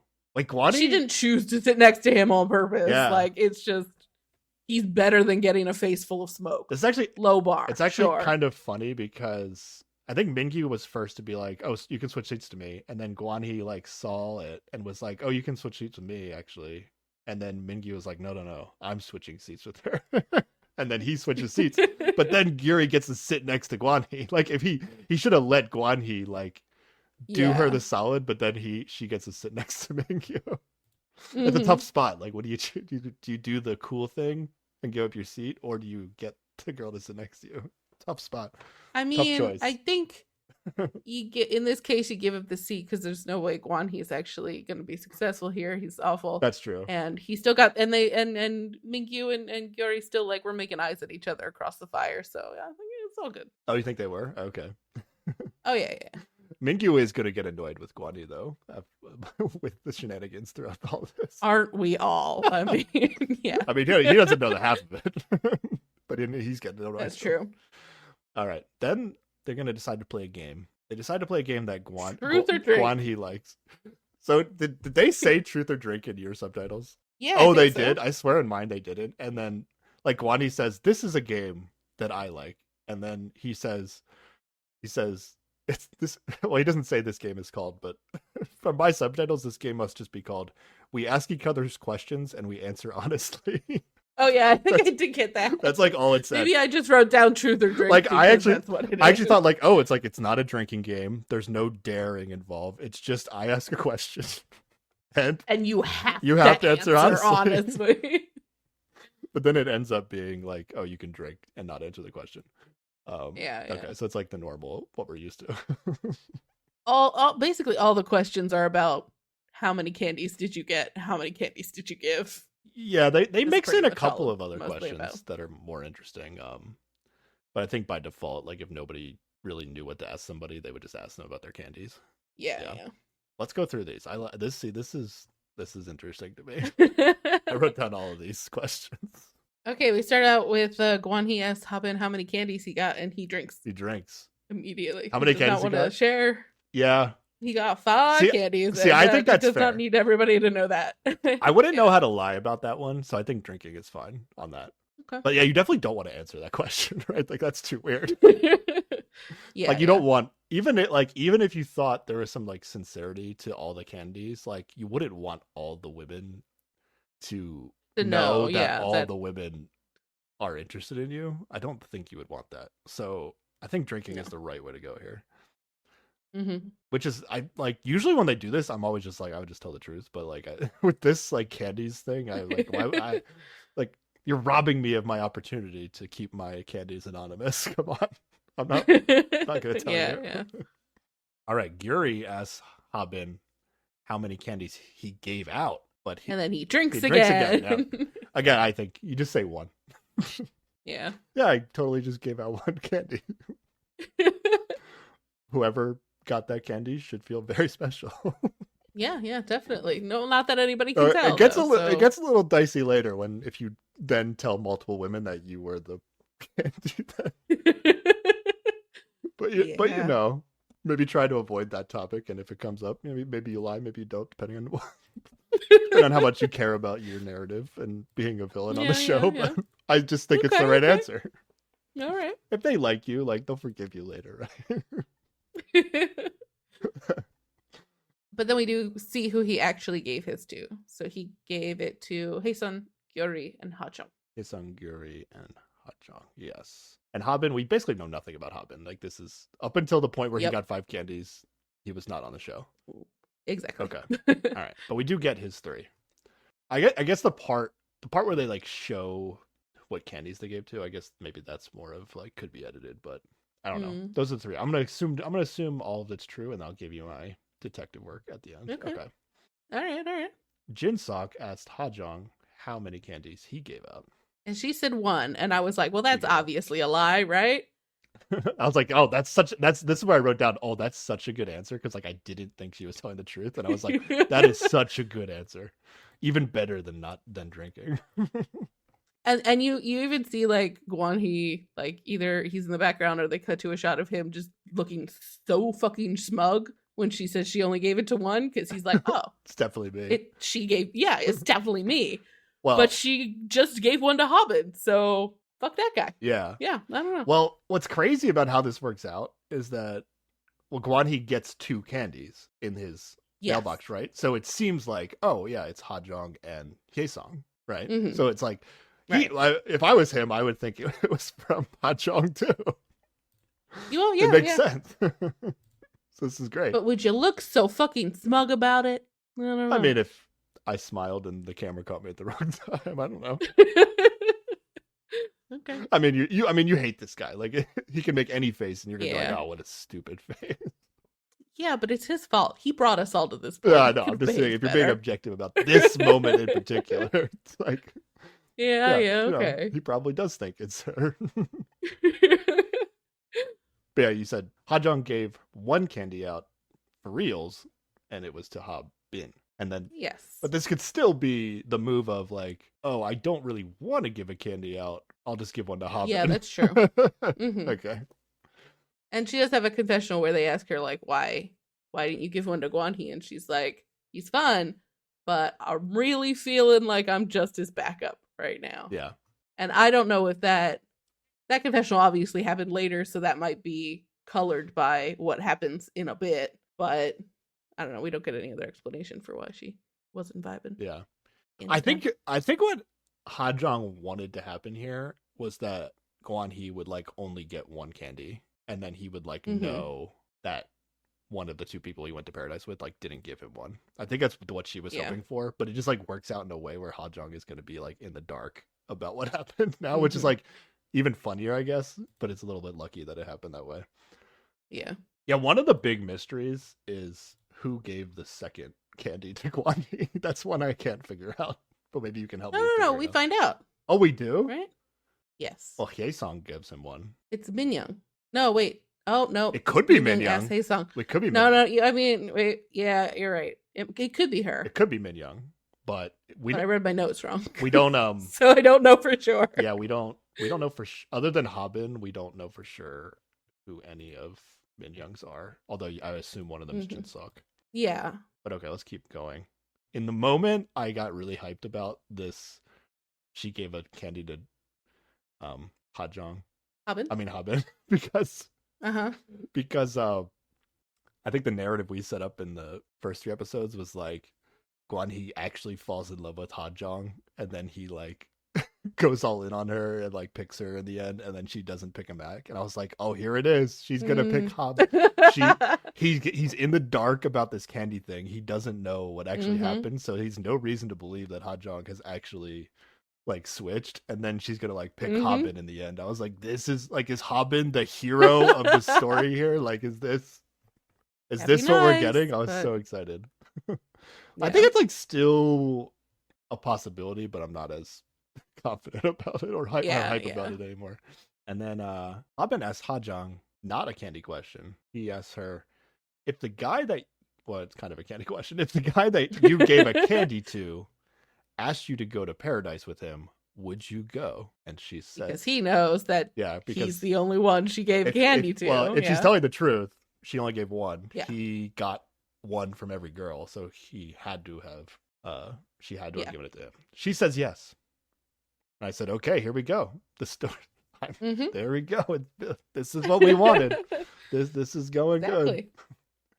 After this, like, is there even like an interaction between Ha Jong and Habin for the rest of these episodes after this happened? No, I mean, we do get all the women talking shit about him the next day because apparently we get that. He started behaving strangely, and that's it. I think that's all we see. Yeah, that's all we get, but we never get the I guess it's because the only paradise stuff that happens is going to be from the game changer in the next episode. So yeah, that's what I also liked about these episodes. Like they weren't paradise heavy. I like when we spend most of our time on Inferno. I think that's what I also enjoy. That's where all the exciting stuff, like intrigue, happens. Yeah, Yeah, like the build up to who's going to go to paradise with who is like more interesting than the actual paradise dates. Yeah, for me at least. Most of the time. Sometimes the paradise dates, unless they get crazy spicy or whatever. But yeah. All right. Ha Jong asked Wanik how many candies he gave out. He says 3, and we see that he picked Shiyun, Gyori, and Hazel. Yeah, not a good look admitting that you gave out 3 candies. It's just not. Yeah. He should have drank or lied and said 1. Yep. Yeah, I wrote. Yeah, this is Wanik. Yeah, I wrote. This guy's season might be over after like this could like this. Honestly, this mistake might just make it season's over for him. Really? I don't know. I feel like who's I feel like anything that has happened before we get to the part where Guanhe's all over the place has been forgotten. You know, like nobody gives a shit about the rest of that now because like this big weird thing happens. I guess so. Other than the Min Young stuff, but yeah. But coming off of this, or at the beginning of this episode, right? It was like, okay, Sion and Wanik, like they're a bit awkward, but it's cute. I like it. And then by the end of this, Sion is going to be very interested in not Wanik, right? Like we don't. Well, already she was saying that she wasn't sure she was like they had a nice enough time, but she wasn't like super attracted to him or whatever. Yeah. So I feel like she had discounted him already. But again, I didn't see another. I guess like Hye-sung's a little interested in Wanik, but mostly just because she hasn't talked to him that much, right? But yeah, I don't know. I feel like Wanik's story is there's not much of a story with Wanik for the rest of these episodes, right? Especially yeah, that's fair. I don't know. It's just a bad look. Like you have to, if you don't want to lie, you drink. If you feel like you need to say a number, you just have to lie. You just have to. I'm sorry. It's not gonna be good. Yeah. Imagine like, I gave a candy to all 5 women. Can you imagine? Knowing that something like this might happen, does that mean that you decide to give less candy? Does that color that, or do you just give? Yeah, I mean, you could, however you feel. You could legitimately only give 1, so that you don't have to lie about it later. And it's like doesn't really matter. I mean, like you get into a weird scenario if like say you were the one person that would have given a candy to like Hajong, and now she gets no candies. It's like, oh, she knows you weren't the one that she got. So now you have to now you have to explain that. Yeah. Honestly, like the best move might just be to give a candy to everybody and then say you only gave 1. Because then you know. And then if you find out anybody only got 1 candy, then you know. You could be like, I gave you the 1 candy I gave out. Yep, yeah, okay. And then it's like, oh, right. Thank you. If I wasn't for you, I wouldn't have gotten any candies. Yeah. Okay. There you go. We've solved this game. All right. And then you said who the 3 he gave out, right? Sion, yes, Gyuri, and Hye-sung. Okay. Min Young asked Hye-sung how many she gave out, and she decides to drink because she gave 3 of them out. Smart. Okay. I like that. She gave it to Wanik, Habin, and Guanhe. Yeah. So the 3 guys that weren't on Inferno won for the second selection. Yeah. She tells us Guanhe is the most attractive. All right, we already know that. That's tallest. That's a fact set in stone. She wants to get to know Wanik better, so she hasn't really met him. And she had fun talking to Habin. Okay. I don't know. That wasn't from the game, the squat game, though. So they must have just talked and it wasn't really part of the show. Yeah. Okay. Yeah. Hye-sung asked Jin-sok how many candies he gave out. He says 1. Says 1. And it's Min Young. He's not lying. Says 1 right away. Both. Yeah, he says 1 right away. I think Hajun also did not hesitate to say 1, but I guess they're both the truth. So yeah. You're never gonna feel guilty saying 1, especially if it's true. And then everybody reacts in a way that like makes it seem like everybody is well aware of who Jin-sok gave the candy to. And Min Young, I think Min Young has like a big smile here, but like I think she's happy, but like she does look like a little embarrassed, I would say. Yeah. I think she talks later about not liking, like she likes it well enough that he picks her, but she doesn't like that everybody else is like pushing them together as oh yeah, you're a couple, it's set. Like, that part annoys her. Yeah. Because it, limits her options with other guys, basically. Yeah. And then Hajong asked Jin-sok, like, are you all in on the person you give a candy to? And he says he thinks so. Yep. And Min Young does, I think she does seem flattered by this. That was my read of her feelings in the moment. But all right, we'll get back to Min Young. Oh no, here we go. Wanik as Min Young. Yeah. Wanik as Min Young. How many candies she gave out? And she says 4. Now I feel like Now for her, I think this is she a good had to strategy. say more than one. Yeah, yeah, absolutely. For what she's been saying she wants to happen on the show, it makes sense for her to say more than one. Yeah. Yeah. Yeah, absolutely. So she says 4. But then And there's a huge reaction from Yeah. everyone. Yeah. And she starts like cracking up laughing and like covering her mouth. Because she feels awkward. Yep. That's I do think that's what it is. At least I think it's because like she's embarrassed and like this is her dealing with embarrassment. But I have to say, like, if I was Jinsuk in this moment, like I feel like it would feel awful. Like the laugh, like the fact that she gave out 4 candies, like wouldn't sting that much, but the laughing, like just it's hard not to like see it as like oh, it almost feels like there's some sort of inside joke like against Jinsuk where like everybody knows Jinsuk's into her, but she's actually into other guys or something. Like I don't know, like the laugh like hurts more than the picking of 4, like giving out the 4 candies. Yeah. But Jinsuk's gonna do really well with this situation, I think. Yeah. Right? Yeah. Yeah. He's just calm and chill.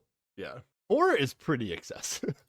Yeah. Now, it was one of the 4 Jinsuk, and we actually don't know if that's true, but that's true. We don't see who else would have given them at all. Jinsuk But the fact 1? that he got 1, yeah, exactly. Okay. Yeah, it's because I think in the same way that the other guys aren't going to approach Minyoung because they think she's coupled up with him, like the other women aren't going to approach him because the same reason. Yeah. Okay. Gwanhee asks Gyuri how many candies she got. She says she got 4. She says she got 4.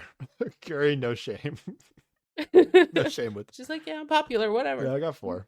I still think I would drink to that. I don't know if there's a difference. Is there like a psychological difference between a man or a woman answering this question? Oh, where like maybe like the how many like, received I guess question like are the men gonna want if when she answers the question as 4, like are the men gonna be more interested in her because she's more popular? Whereas like with Habin, I think maybe. Whereas like with Habin, if Habin answers like, oh, I got 5 candies, all the women are gonna be like, oh, I thought nobody was gonna give him a candy. I guess I was wrong. Like I don't have to worry about him anymore. Like I don't have to worry about making him feel better. I think that's a fair view of it. Yeah. I think it works for Gyuri, but like my go-to would be to drink on this that question. But I guess if you're the right person, you know it's not going to hurt you. Yeah, and I think also like whatever she has going with Mingyu is probably solid-ish enough at this point that she doesn't need to worry about it. You know? Yeah, that's the status of Gyuri and Mingyu is like unclear throughout all this, but I'm assuming. But I'm just assuming that they're good together. You know, like they've decided, well, basically, that this is where things are going. Mingyu has an interesting conversation with Minyoung later on, where I can't tell if he's like speaking from experience or he's just like giving advice. And I guess we can get to that when we get to that. But I don't know. Like, there's maybe some evidence that maybe Mingyu and Gyuri aren't as close to being a couple as we might think, but I'm not sure. So she says 4. Mingyu asked Gwanhee how many he gave out, and he says 1. He says 1, and I was like, "Oh, what?" And I wrote like a liar. Yeah. I was like, smart answer. This guy gets it. And then I wrote, I was like, I can't wait. This is like actually, this moment is what inspired me to like really do the math and figure out if he could have possibly given 1. But then production's gonna tell us that he actually did give 1, only 1. Yeah, just gave 1 to Gyuri. Yeah. But still, he's 33% on all the girls, but he's going to give out 1 candy. Exactly. Is he smart enough to have the foresight to know that if he's asked, he doesn't want to lie? So he just gave out 1. And then he was just going to hide who to give it to. I don't think he is, because then he's just going to tell everybody that like he's equally. Yeah. Exactly. My only thought is like maybe he thought like if he's like trying to control a narrative, like maybe he thought like the candies would lead to like potential dates, and he wanted to like make sure that like Gyuri Gyuri was the only option for his date based on the candy or something. I don't know.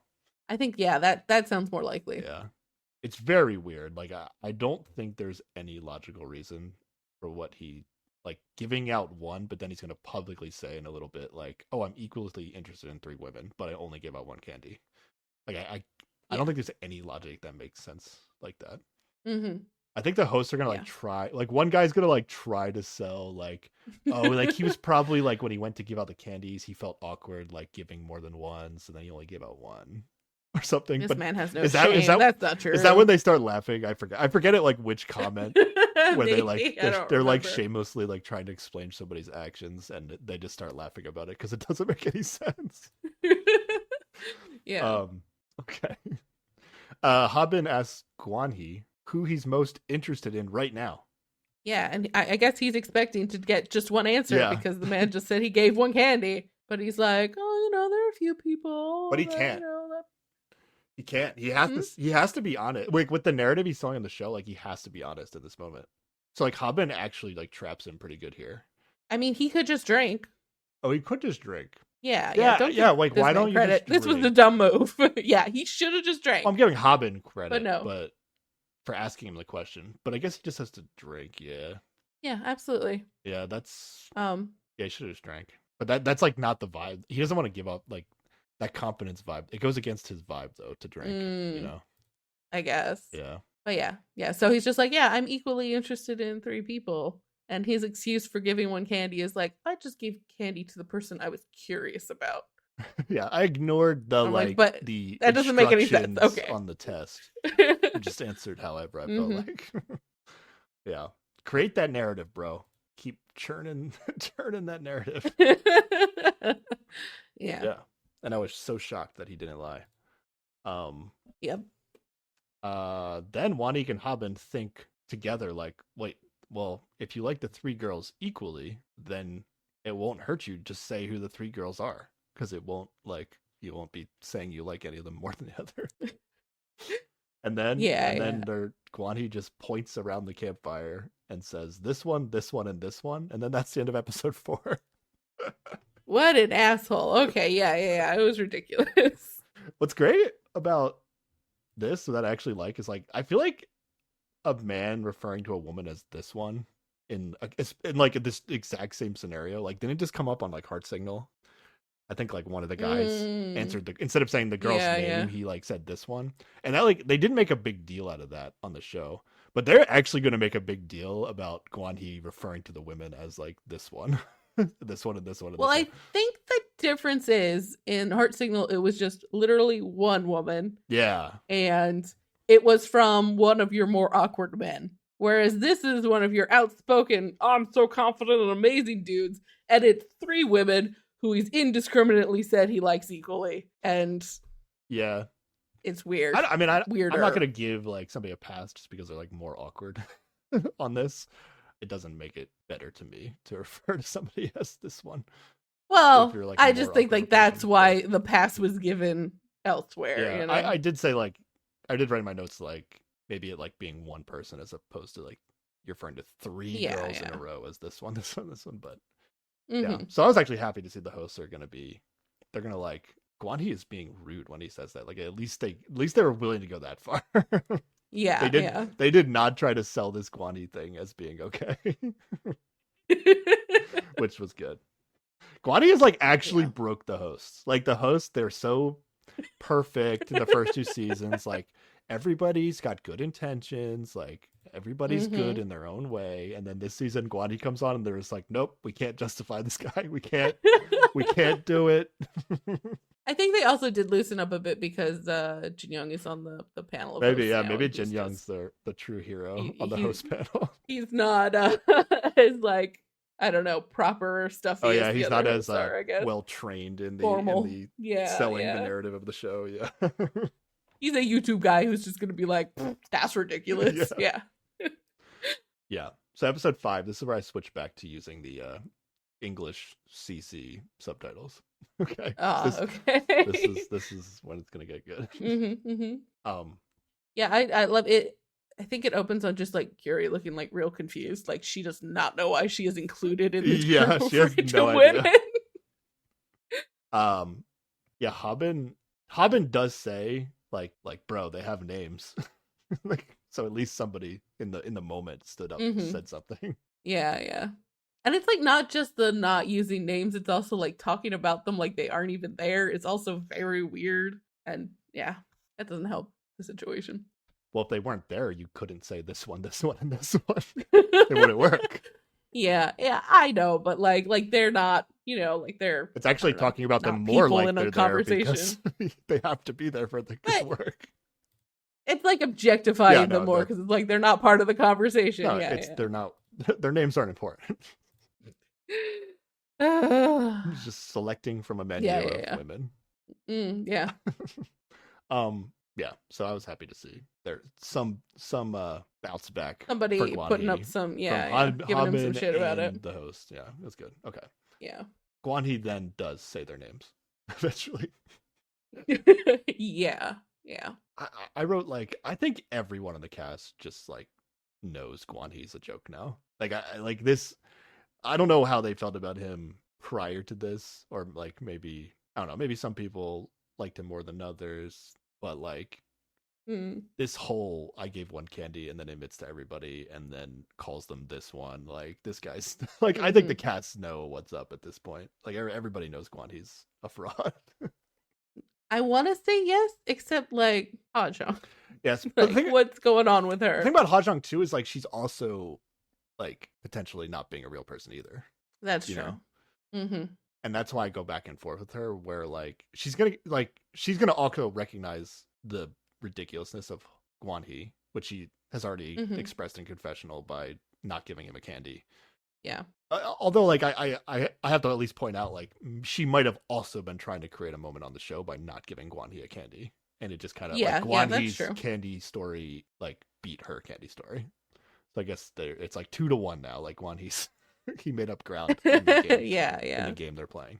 So yeah, I go back and forth on her where like she's gonna be great with the standing up to Guan He and like giving him shit for all his nonsense, but she like does it in a way where I still like can't decide if what her angle is, and is she still just doing it because she thinks it'll like make her a bigger character on the show. Like I don't know what's going on. Yeah, I mean, well, we'll get to it, but like when that ended, I was like, oh, she's definitely gonna pick him. Yeah, that's like, kind of like that's kind of how I felt too, because the story wasn't going away. Like I thought like, oh, Guan He's exposed by this candy thing. Everybody knows he's a joke, and maybe Guan He will like take a backseat the rest of the season. But he was like too big of a character for them to like not tell his story for the first half. But then this doesn't go away, and then now, so I was like, now I'm worried that it's not going away because it's still important for the end of the show. Ajahn could have saved us, but no. Yeah, she's gonna condemn us to more Guan He time. Yeah. Hajun says she felt like it was belittling, and then she stopped caring for him after this moment. Oh, all right. Yeah, I think that was I wish I believed that long term. Yeah. All right, and then everybody gets up to do something, but Guan He and Gyuri like stay at the fire to so they have a private chat. Are they acquainted with each other prior to the show? Is that what they're saying? This is what, like, she says something like she was happy to see a familiar face when she got here, but then the rest of everything, like for a minute I was like, are we gonna find out they're secret exes or something? Because he's talking about like she was been avoiding him the whole time or whatever. Oh, but then everything else seems to be like, no, like they don't actually know each other. So maybe she just likes basketball, and like she recognized him from basketball. Well, I mean, like I don't know. She's a model, right? So like, yeah, like I could see them meeting at like some event. Like I don't know if she's modeling at the event or not, but like, some sort of like it sounds like he's a fairly significant Korean basketball player. Like so it'd be some sort of high profile event where they were both there. Maybe they said hi to each other. Like it didn't seem like anything more than that to me. But I don't know. She certainly doesn't. It was just how he was harping on the like, oh, you've been avoiding me this whole time, and why didn't you come and talk to me? Yeah. But that's just his normal like need for attention. Yeah, it's like his angle of being like, oh, I know you wanted to talk to me, so you must be the one avoiding talking to me. Yeah. And then later she's gonna be like, I literally never even thought about him before he started to talk to me. I love her so much during that. Yeah. Like, how can I avoid you if I wasn't thinking about you? But to Guan He, he must have. I don't know if he's trying to like put into her brain that she was avoiding him, so that It'll Mm. like maybe like retroactively create feelings. I don't know what the game is here. Yeah, it's weird.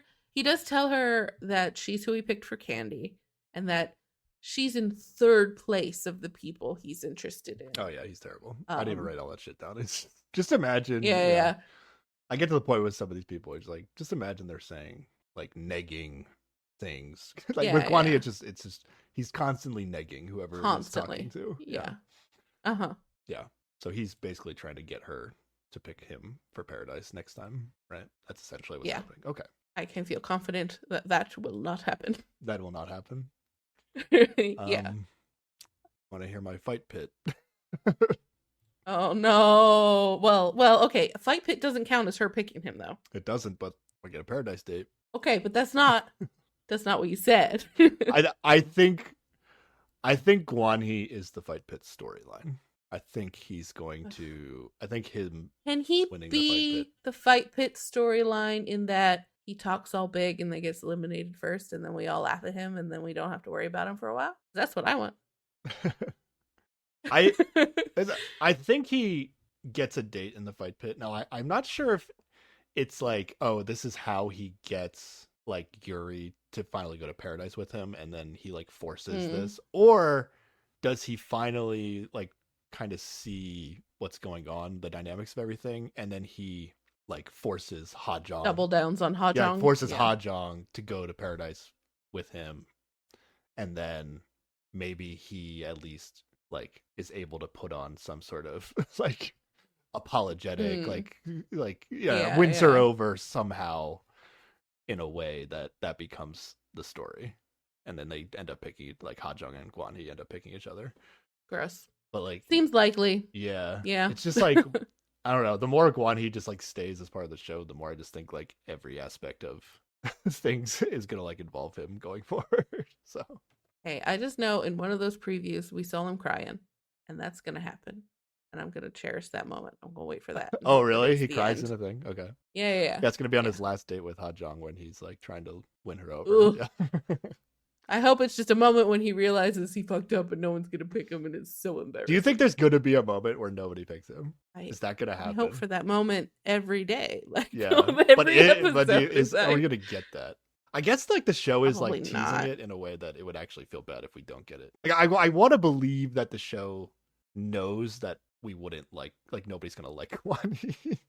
Especially since they let like the host talk negatively about him in the edit. Yeah, that's true. So, but they also can't control like people pick him. Like no matter how much we want that storyline, like no, but we're stuck with when the show is over pick. and Guan Yi, like if Guan Yi doesn't get picked at some point or in the end or whatever, like the show knows that's the result of the show, so they're more like incentivized to like make him play up all his terribleness, like make him a villain versus a hero or something like that. Yeah. And they them leaving the host's negative comments about him in the edit is a sign for that. So I don't know. Fair. I go back and forth on what the goal of the the story is, but I really want it to be he doesn't get picked. That'd be so good. Yeah, absolutely. Yeah. Then everybody comes back to the campfire to join Guan Yi and Yuri. Hajong changes seats to sit as far away from Guan Yi as possible. And she takes like Hye-song's seat, and then Hye-song has to go sit somewhere else. But it is like everybody, I don't know that it's everybody, but everybody who's left at the fire pit is now like huddled on the one side of the fire, and it's just him and Yuri on the other side. Like no one wants to get near that. Oh really? You know? They did that? Yeah. Oh really? I didn't even notice. Yeah. Yeah. Mingyu is noticing and getting annoyed with Guan Yi. All right, let's do my candy math here. Okay, yeah. Tell me about the. All right, so we have I believe the men gave out 11 and the women gave out 13. Okay, so we know how many each person got. So I was trying to figure out how many each person gave and who they gave it to. Okay, so here's the women. We know this is what we know. Each woman gives one to Habin, so that's 5. Right. Hye-song also gives one to Wanik and Guan Yi, so that's 7. So there's 6 unaccounted for. Okay. We'll say Jinsok got one from Minyoung, so there's 5 unaccounted for. Both of Mingyu's candies are unaccounted for. I mean, one of them's got to be Gyuri. One's got to be Gyuri, right? Is Gyuri giving out more than 2 candies? Probably not, right? Oh, yeah, yeah. Like between Gyuri and Sion, they could have given out anywhere between 1 to 4 candies. I'm assuming they didn't only give 1 to Hanbin, so they probably both at least gave out 2. So like one of them probably gave out 2 and one of them gave out 3. I feel like it's Okay. more likely that Gyuri only gave Mingyu 1, like Mingyu and Hanbin 1. Yeah, okay. So she's okay. at 2, right? Mm-hmm. And then so that's where are we at? We're 9. So there's 4 more unaccounted for. So that's Mingyu. We need 1 from Mingyu, 1 for Minwoo, 1 for Wanik, and 1 for Guanhee. And it's between Minyoung and Sion are the 2 people that like have candies left to give. If you assume that Yuri didn't give out more than 2. I don't know. Like I feel like the big mystery is like who got 1 from Guanhee. Like that's like the weirdest thing to think about. Who gave 1 to? I think it's probably Minyoung. You think it's Minyoung? Just I was thinking she gave the most. I was thinking it was Sion, just because. Well, I figured she gave 1 to Minwoo, right? Because they've been vibing according to the edit a little bit. Oh, that's true. Okay, let's do that. What about Wanik? Would she give 1 to Wanik too? Maybe. I don't know. And then Minyoung gives 1. So Minyoung gives 1 to Habin, Jinsuk, Mingyu, and Guanhee. That's what you think the 4. Yeah, that sounds about right. Okay, I could buy that. I guess that would make sense, especially if it's like narrowing down her. Like if she was interested in four guys, and then she had this conversation with the women, and 2 of those guys were just getting absolutely buried. All right, that adds up. Okay, so we have Gyuri gave 1 to Habin and Mingyu. Daesung gave 1 to Habin, Wanik, and Guanhee. Minyoung gave out 4. Habin, Jinsuk, Mingyu, and Guanhee. Hajang gave 1 to Habin, and Sion gave out 3. Habin, Minwoo, and Wanik. That's the best guess. Yeah, that sounds right. That's the best guess. All right, you ready for the guys? Sure, let's go. All right. We got a lot more information from the guys. So we did. The guys gave out 11 candies. Jinsuk gave 1 to Minyoung, so that's 1. Guanhee gave 1 to Gyuri, that's 2. Wanik gave out 3 to Sion, Gyuri, and Hyeseong, so that's 5 total. Habin gave out 3 to Hyeseong, Gyuri, and Hajong, so that's 8. There's only 3 that are unaccounted for. It's 1 for Sion, 1 for Hyeseong, and 1 for Gyuri. Wait, did you say Mingyu already? Because Mingyu definitely gave 1 to Gyuri, right? Mingyu definitely gave 1 to Gyuri. Okay, yeah. I think that's fair. So between Minwoo and Mingyu, one of them gave out 1 and one of them gave out 2. It's probably more likely that Mingyu just gave 1 to Gyuri, right? Yeah. Which means that Minwoo gave his to Sion and Hyeseong in order for the rest of the math to work out. Yeah, that makes sense. I think that tracks. That makes sense, yeah. You did it. I guess. I mean, it's not necessarily 100%. Like again, like I don't know how like Sion feels about Wanik, so I was wondering if Sion gave like Guanhee a candy and then Minyoung gave like Wanik a candy. So it's definitely not 100%, but like at least based on the narrative we've gotten, it makes the most sense. Yeah. Yeah. I mean, she did just come back from a date with him, with Wanik, and said that she wasn't necessarily 100% vibing with him, but it might just be like, I'm giving out candy, sure, why not? Yeah, she said she wasn't sure, but I don't know if it's enough to not give him a candy. Exactly. Yeah, I guess I just really didn't want Minyoung to. When I did this, I didn't want Minyoung to have given Guanhee a candy, so I was like trying to figure out how not to have it be Minyoung. Yeah, we wanted no one to have given him candy. I know. So yeah. All right. All right, we did it. I'm sure the listeners followed all of that. Yeah, I'm sure it was very important. It was great and easy to follow. It was very important. All right, then I think we break away, right, from all this. Yeah, it is Jinsuk Minyoung time.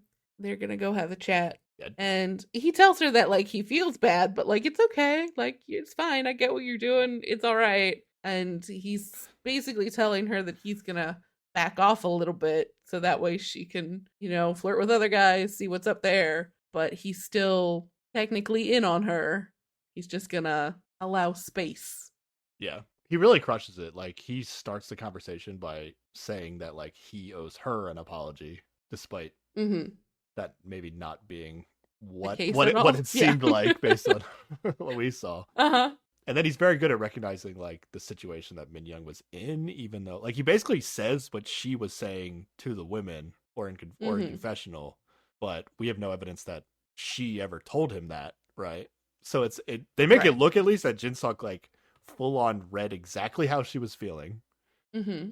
like told her that he like told her he understands that and apologizes for like making it seem like they were like already a done deal in front of Yeah. all the other guys, and he apologized for that. And then but then he says like he gets that the show is about talking to multiple people and that she should definitely do that, and that he's still gonna And then he basically says he's not going to do that, yeah that he's still all in on her. And I'm like, I don't know how that doesn't persuade you to be like, wow, this guy is great. You know? yeah Like, yeah I don't know. yeah. And then she's gonna admit, like she does admit to him that she was disappointed about the publicly acting like they were a couple, which is what he already apologized Ooh. for, right? But My subtitle said annoyed, which felt much harsher than disappointed. oh, I don't even know if I used the right subtitle. Oh no, my subtitle said peeved, but Oh, I didn't okay. write that word. Fair, fair. I, Min Young is definitely confusing in this whole conversation because at the end of it, she's gonna be like, even though he said exactly what she's been saying from what we've seen, Mm-hmm. Yeah. and again, it seems like he's being genuine and communicating everything in a good Yep. way. She's gonna be like, I'm like, she's still gonna be like, say she's annoyed with him. And again, it's like kind of Yeah. playful. It's like, it's not like she's yelling at him or anything. It's just like, it seems like no matter what Jinsuk does, like she's gonna be not happy about something, you know? Yeah. Yeah, Like she should have just been like, "Oh, okay, I appreciate you for acknowledging like how I was feeling. Great." And instead of being like, "Yeah, yeah, I was really annoyed with you." yeah, Like, I don't know. It does not help her case or if she circles back around to him. yeah. And I don't know. I'm trying to like get in her mind of like what she's struggling with, Mhm. and like ultimately I just feel like, and then she's gonna start crying after at the end of this too. Yeah. I feel like, you know, she just doesn't really like Jinsuk that much, but she can't come up with a reason why. Mm. And that, But she's also like doesn't want to lose that attention either. yeah, and I mean that Like, could be partially because like she doesn't know why she doesn't like him, so she can't mm, really like it. Like I don't know, like Jinsuk. It just seemed like even to the viewers watching, I'm sure it feels like Jinsuk is just perfect. Like what am I, what am I complaining yeah, about? yeah. Why would I let him? Why would I tell him I don't like him when he's perfect? Like Yeah, yeah. so, yeah, it's just weird. I don't really know like what I want Min Young to do. I mean, like you just want her like her to dislike him, I guess. But like if she does, like if it's not like if she's not full vibing, like I almost just want her to be like, I don't know what it is, but like our like I'm just not like chemistry is like not working with you, and I'm sorry, and I don't know what it is. But like, but again, like if you're in her shoes, it's like, do you really do that when you want him to be an option on the show? So I don't know. It's tough. Well, it's just like it bothers me because she keeps telling people that spending time with him feels like spending time with a sibling, and I'm like, if those are the vibes, just let it go. Like, Yeah. why are you like why are you trying to hold on to this? Just cut it off and move on, and that's fine. Yeah. Yeah, this conversation kind of made me like not care about this storyline anymore because I'm just like Mm. even if they pick each other in the end, I just like don't believe it's like a real relationship. Like she might just Yeah. like he's all in on her, she might run out of options, she might pick him and he picks her back. But like now I don't really believe that it's like a thing that's going to last because Mm-hmm. she's just like weirdly not into it, and that's fine. Like she doesn't, who knows, whatever reason it is, like she doesn't even know herself what it is, Yeah. but like whatever that is, I don't see that going away. Yeah, and I think it just comes back to that like mindset of people in these shows where it's like, oh well, I have to match with someone, or I have to, like there's I'm always the big advocate of just choose yourself and leave alone, and it's fine. But people don't come into these shows with that mindset, so I Yeah, think that's the whole I reason mean, she's holding on to him yeah, as like a I backup. don't think that's exactly it. Like I was saying, like if she doesn't know why she doesn't like him, like why, I don't know. But if they'd gone on like a date in the real world and she was feeling sibling vibes and not sure why she didn't like him, she'd just not date him again, you know? I don't think so necessarily. I think you might keep dating him until you figure it out what's going on. You're like, oh, I had a lot of fun. we can go on another date and have more fun, and then I don't know, I'll figure out how I'm feeling about it as I go. Like I think she would. I honestly think she would treat it in a similar way. Like, why would you just like dump Okay. this guy that feels like he's saying all the right things when he likes you? Because you feel like I don't know. he's You a don't like brother. you only went I on one don't date with him. know. Like I'm not gonna bury Min Young Yeah. here in terms of like Okay. keeping Jinsuk. Like if this guy that seems great likes you, like why would you toss that aside?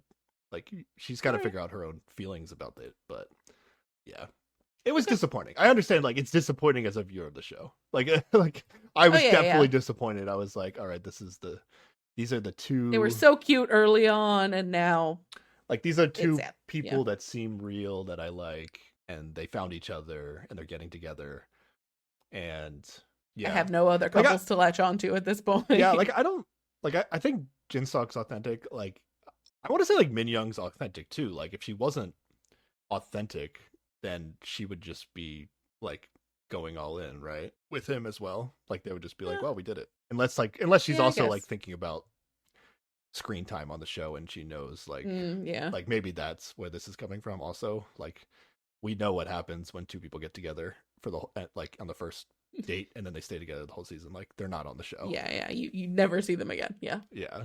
So that maybe that's in play here too as well. I'm not sure. But okay. We're going to day 4 now, right? Yeah. All right. Starts with some gratuitous watching people work out on the beach. Yeah. There's always one morning like that. Yeah, Haesung is lifting weights with the guys. I feel like I don't recall seeing women lift weights on the beach. I've seen there's been like running or I don't know. Maybe I'm not remembering.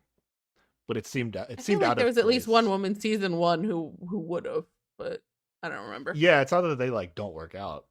It's just like I don't remember it being highlighted. I don't remember it being highlighted on the show. Yeah, okay. Uh-huh. Yeah.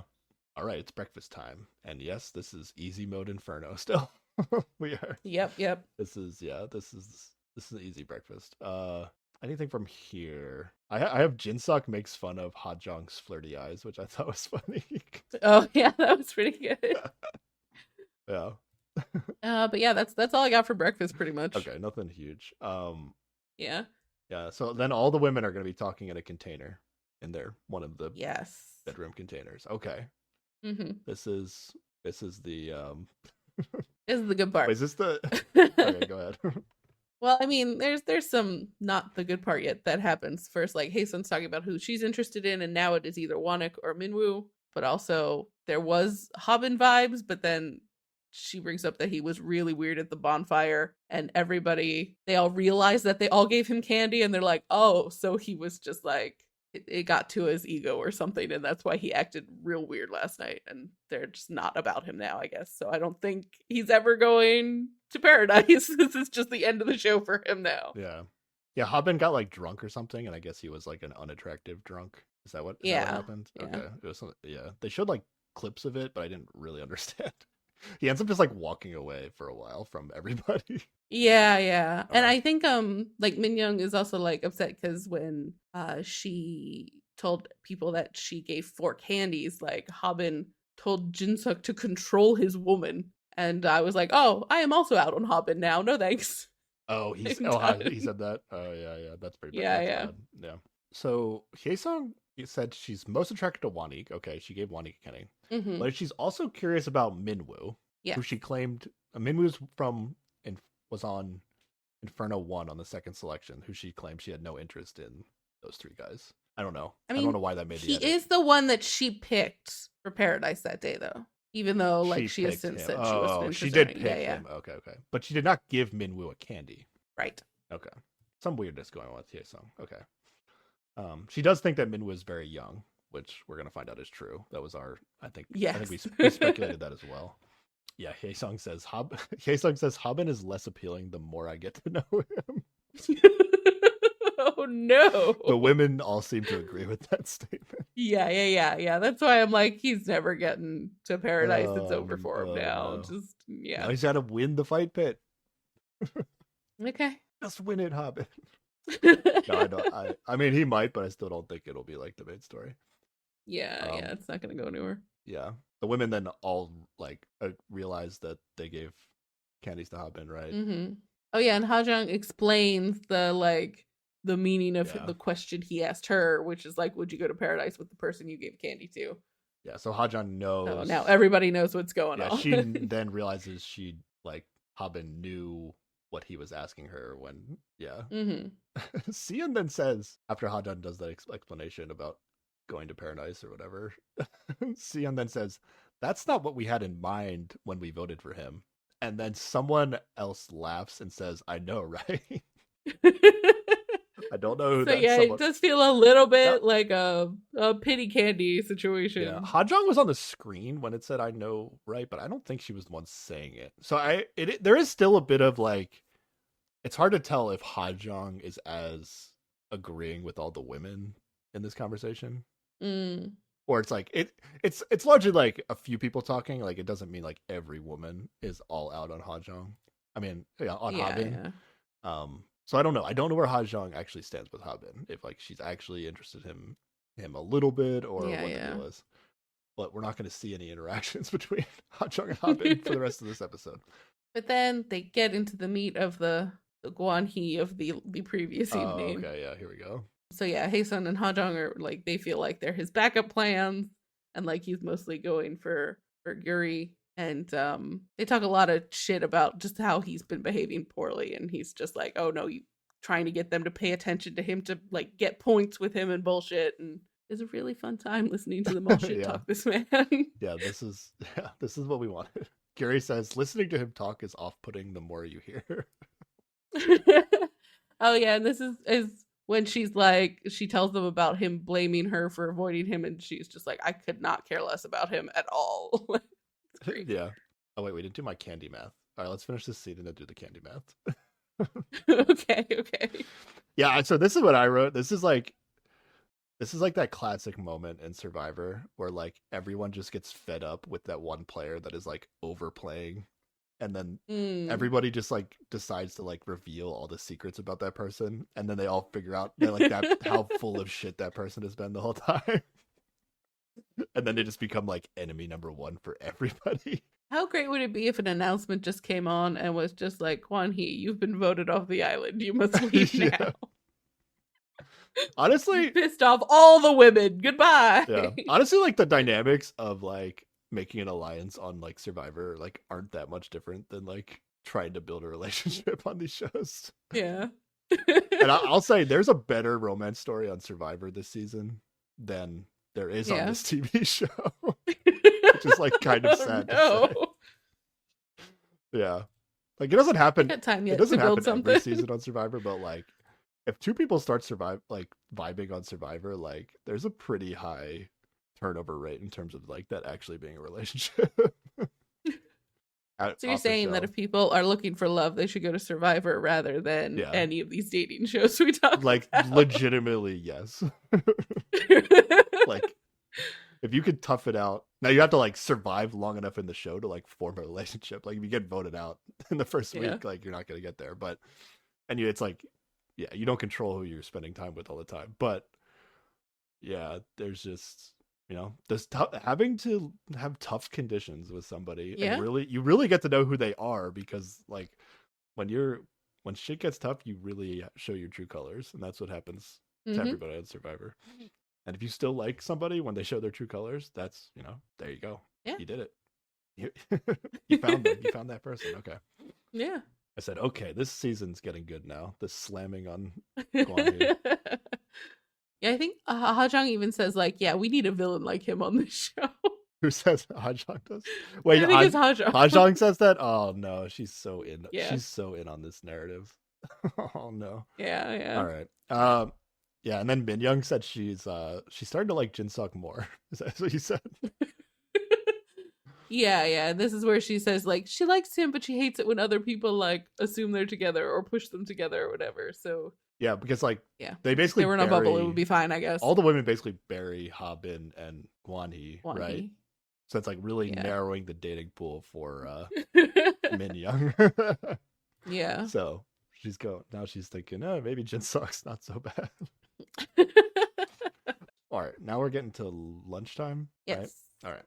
Mm-hmm. Yeah, this lunch was a little weird. Haben saved Minyoung from a cockroach. Oh yeah, apparently there was cockroaches and stuff in the containers.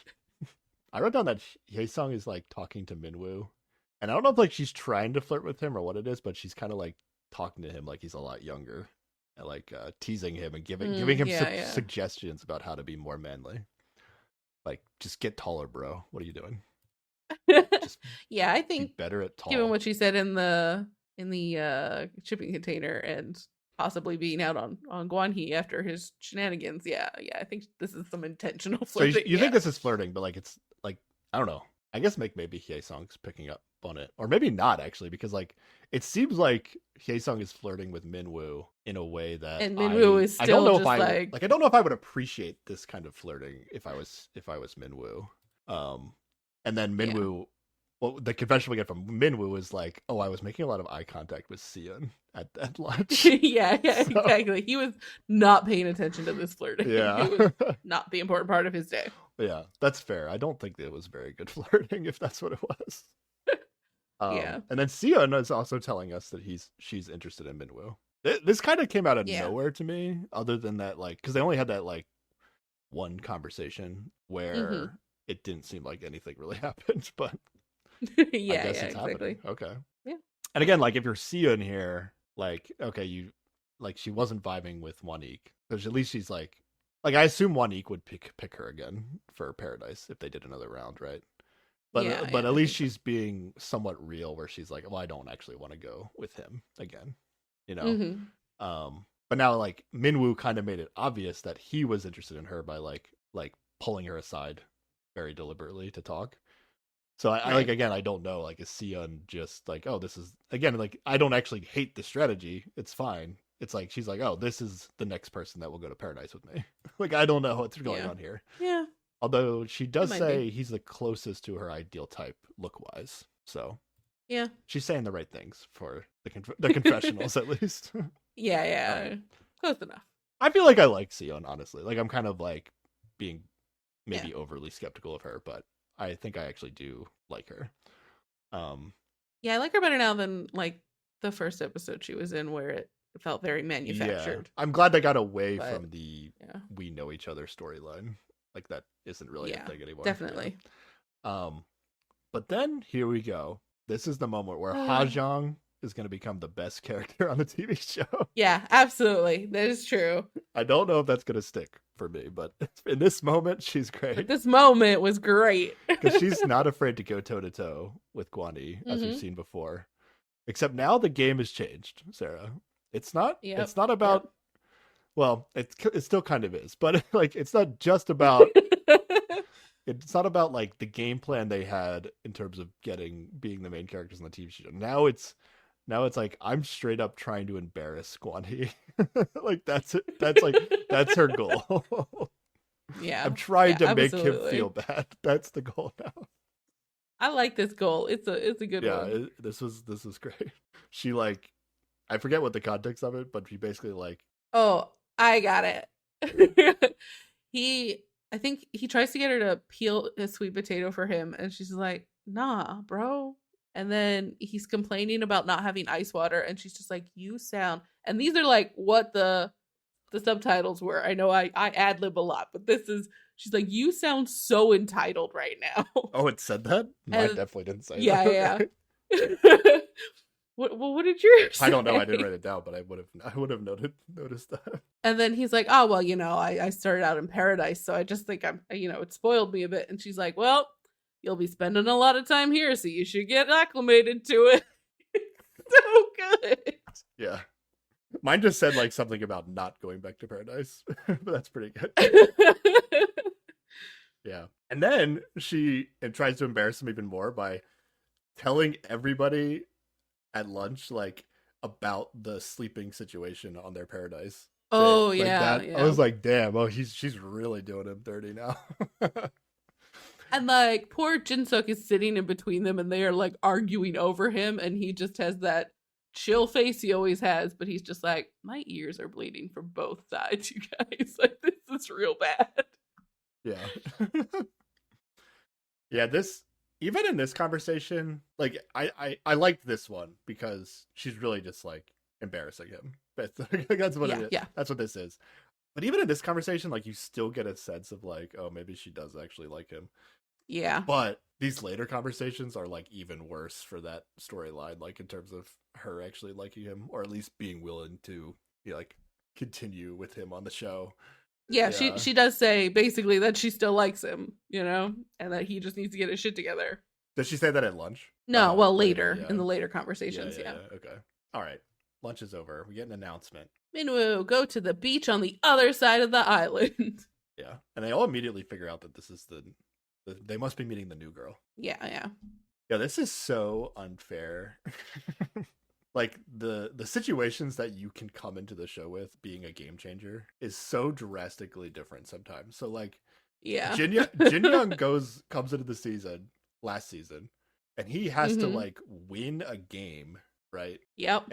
And what is that, just for like to have a meal with like two girls? I don't even know if that was for a date or not. Yeah. He has to like win a game to do that. I do remember like thinking the geometry of that game gave him an advantage, so I don't know if that was intentional. Yeah, that is true. But the new girl here, she just gets to meet all the guys and then gets to take. Yeah, she has one-on-ones with every single of the guys, and then gets to take two of them to paradise. Yeah, this is like better than the people that have been here for like 4 days. Yeah, absolutely. Honestly, like this is the spot. Just come in as the game changer and get the royal treatment. So yeah, Minwoo's going first, but she's going to meet with all the guys over on the other side of the island. Shall we do her intro package stuff? Yes, let's go. Okay, so this is Cho Min-ji. She says her charms are she's cute and positive, and she has a nice butt. Yep.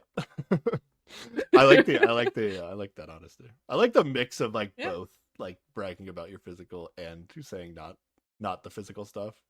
Because when you only say the physical stuff, it really sounds like you're slamming the other aspects of yourself. But if you're like, you say some nice things about yourself and then mix in some physical attribute, that feels real. Yeah. It feels real. And she also like says like when she puts on makeup and dresses up, at least one guy always tries to hit on her. So it's not like she's like, oh, I could come out of the sea covered in seaweed and guys would still hit on me. She's like, yeah, I got to put a little work into it, but it works out. Yeah. The hosts say, wow, she's pretty. Wow, she's beautiful. So big reactions from the host. Are you ready? You ready for the subtitles that I got? Give it to me, yeah. The subtitles was people tell her, or people say about her, if you haven't heard of Minji, you must be a North Korean spy.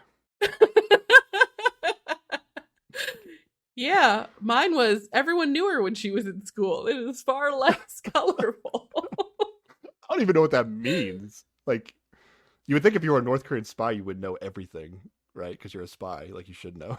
I don't know. Maybe you're a fresh spy. You just came over and you're getting acclimated to things, so you don't know who she is yet. I don't know. Oh, it's a way of like finding out who the spy is. Like if they don't know who Minji is, it's like they must not be from here. Yeah. Okay. It kind of makes sense the more I think about it.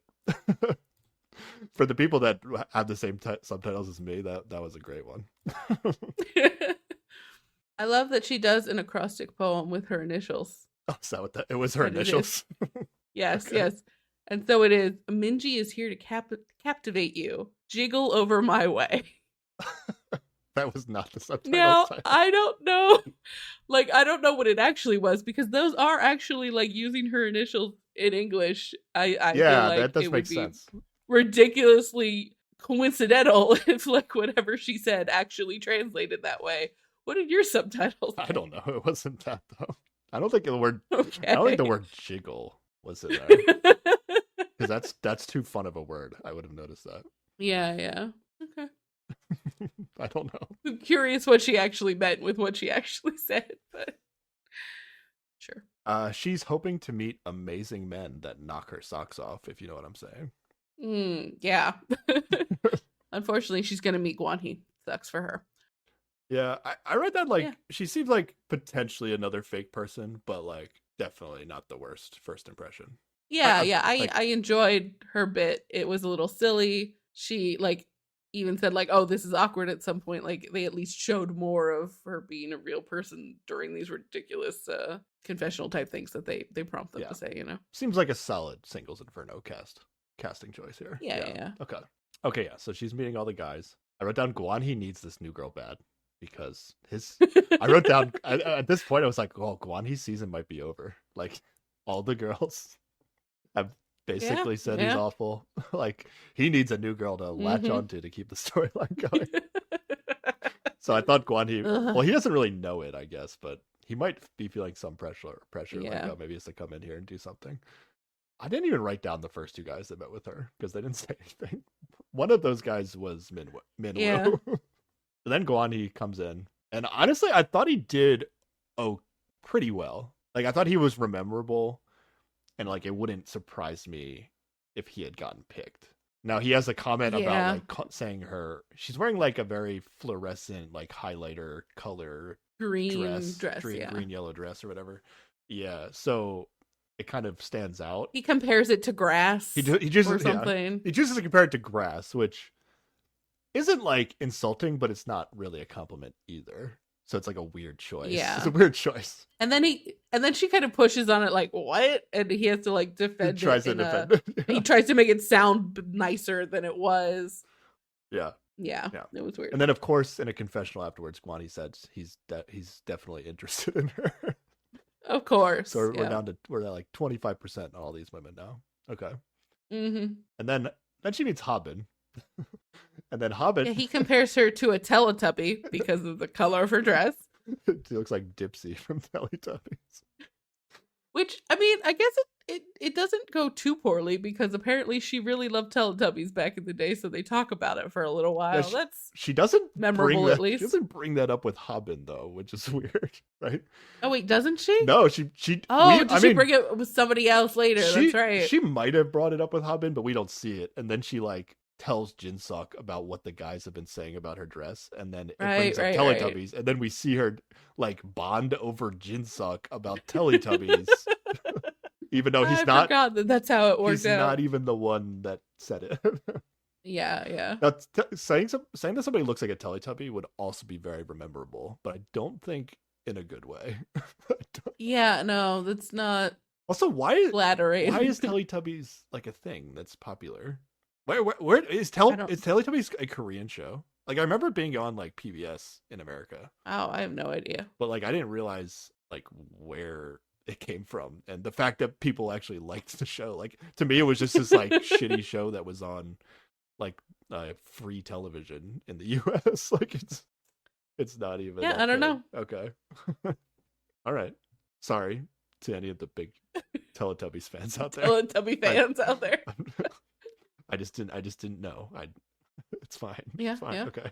And then Jinsuk's turn, they bond over the Teletubbies, and And yeah, he flirts with her so easily, like because again, he is charming and always says the cute, nice thing, and yeah, she does their make interaction seems great. I will say, like she does make it very easy for Jinsuk. Like she sits down and she just starts telling you about like one guy said I looked like grass, and another one said I looked like a Teletubby, and then they bond over the Teletubbies. And then he just like it's so obvious what you're supposed to say here. He's just like, oh, you're really pulling off that dress, like Yeah, it's exactly what she probably wanted to actually hear, but she does make it like easy for him to say that. Yeah, like it seems like literally all the men before him failed this very easy task. Yeah, does Jinsuk have a new girl he's interested in, Sarah? Seems like it. Yeah. I'll say I'm at this point after seeing. I was disappointed in Min Young, even though I'm defending her a little bit. Yeah. I wrote I am rooting for this. Like I'm rooting for. Yeah, absolutely. I'm rooting for Jinsuk to move past Min Young and then find somebody new. Absolutely. I'm also just happy that Jinsuk isn't gonna fade away from the show. Like that's what I thought. Jinsuk was gonna be one of the better people that I liked, and then he wasn't gonna be on the show, and that doesn't seem to be happening. So. This honestly, this might be my favorite game changer appearance of all time. Like it's like actually kind of saving at least the stories that I want to see. Yeah. All right, good. Let's go, Minji. You're doing it. You're saving the show. And then Wanik and Minyoung are like at the lunch area or whatever. Just them two. And then Jinsuk comes back from meeting with Minji. And Jinsuk sits down and starts talking to Minyoung, and they're just talking, flirting, whatever. And Wanik just immediately gets up and runs away from the table. Well, it's They're not like, only that, it's like it gets awkward, right? Because she's like, "Well, how was it?" And he's just like, "She was nice." And Minyoung's like, "Oh, well, you like a nice type, don't you?" And then he's like, "What are you interrogating me for?" And one is just like, "I am out of here. I am not having any of this." yeah, It's great. yeah. So much for not scaring away the other guys. That's Just like instantly. No, I mean, if our list is correct, Monique was not one of the guys that Min Young was true. giving a candy to. Yeah. If we're right about it, but it's possible that Monique was on there. They're like teasing each other. I think in this conversation, mostly Jinsuk and Min Young are. Yeah. But Jinsuk does tell her Mhm. like at one point that she should be nervous, Yep. which I don't think Min Young knew Was how expecting. seriously she should take that. Because it's just it's just like a funny thing to say either way. So yeah, maybe you should be nervous. All right. Then we get another announcement. Today, the opportunity to select a partner for Paradise will only be given to the new female participant. In a moment, she will pick 2 male participants and leave for Paradise right away. Damn, that was like worded so differently than on mine. Wow. Oh, it's really? the same information. It's the same information, but just like given in a different way. Yeah. Yeah. The women haven't even met her yet, which is fun. And they still won't. Like she's gonna go to Paradise and still have never met her. But she gets to pick 2 men. And we do get the classic, like, standing out by the fire, shouting out a name. I was so thinking happy that we had on previous. I was so happy that that came back. I like the build, the tension buildup of that much better. Yeah. Yeah, picking 2 guys. This is kind of like almost like she's on like The Bachelorette now, like going on group dates. yeah. Nice. Okay. Yeah, my best guess was that she was going to pick Jinsuk and Guani. Now, I think the Jinsuk selection was given away in if you paid attention to the previews in the last episode. Oh yeah, that's fair. But the other guy was less clear. But thankfully, she does not pick Guani. Thankfully, it was not Guani. Yeah. The way this is going to play out, though, it's like not. She picks Minwoo. That's Minwoo and Jinsuk. Yeah. Now, the way this plays out, though, is like it's not really like a group date on The Bachelorette. Like they're going to be in a limo ride together. But then they're gonna do separate hangouts. Yeah, except I don't understand what the potential sleeping arrangement is, unless it's just like the second, like one guy's gonna go have dinner with her, and then the other one's gonna go like to the swimming pool at the hotel with her. Does the swimming pool hotel guy get to sleep in the same hotel room as her, and then the dinner guy doesn't? Like, I don't know what the situation is here. Yeah, like, and we're not gonna find out. By I'm wondering if like she slept alone and they bunk up in another room, the 2 guys, you know? Yeah. I mean, I think we'll find out next episode, but probably, yeah. That would be disappointing, I think. I want both guys to be in the hotel room. I'll be honest. Yeah. That's what I want to see. Yeah, honestly, I wanted both guys through the whole thing and it to be awkward. Honestly, I wrote down the thing I wanted was all 3 of them to be in that bathtub and just sit there awkwardly crammed in. Swimming pool with 2 guys could be fun too. I don't know. I wanted to see everything with 2 guys, but yeah, I hope at least one of the guys is sleeping in the same. I mean, you get good content when the sleeping arrangement stuff is kind of interesting. Yeah. I don't know. When she transitioned between dinner to swimming, it did involve going to the hotel room where Jinsuk was before swimming. So that implies that maybe he's staying the night, right? Because he's already been in the room. I think Jinsuk is at least, but I'm curious if Minwoo's coming back. Yeah. Probably not, because it just feels too awkward for them to do that on the show. Yeah. When Minwoo got picked, though, I wrote in my notes, so much for winning the fight pit. I think that narrative's dead. What do you think? Okay. Like he might still win it, but I don't think it's like the storyline anymore. Because he's gotten to Paradise. It's not a huge deal anymore. Yeah, but it's just with some person he just met. We don't know that he has any feelings about them. Although I guess we haven't gotten real strong feelings from him for anyone except for this new Shion thing. Yeah. I don't know. And that seems reciprocated. So yeah, probably not going to be the fight pit story. You're right. Yeah. I mean, to me, it's a bigger story of like if Sion won the fight pick and picked Minwoo, like that would be cool. But like Minwoo winning the fight pick and picking Sion, like it wouldn't be like that dramatic right now. Yeah. So, okay, you're right. She picks them. They come to her. Mm-hmm. They don't make them hold hands as they leave. That was a missed opportunity. That's that true. would have been hilarious. Like she's holding 2 guys' hand. Like that would be the amount of awkwardness that they would feel on that would be amazing. And now Habin is officially the only person, including the brand new person who just joined the show, Yeah, to yeah. not go to paradise. Mm-hmm. And Sion does seem upset that she won't get to talk to Yeah, Minwoo yeah. tonight. She is Okay. bummed about that. And then we get another, before we go to paradise, actually, we get another Hajong and Guan scene. You want to talk about that? Yeah. Yeah, And yeah, this is yeah. where I started to be like, oh God, like this, I'm really worried about these two. These two are Mm-hmm. picking each other in the end of the show. Yeah, absolutely. And this is where I really was like, Guan Hee winning the fight pit feels like the narrative. Right. Especially if like, if you Okay. think about it, if it's the same way, right? Like three guys, quote unquote, win. Mm-hmm. Like you think, like you were saying before, like it seems like Mingyu would just be good at it. And if he Yeah. wins, like he's 100% picking Yuri, right?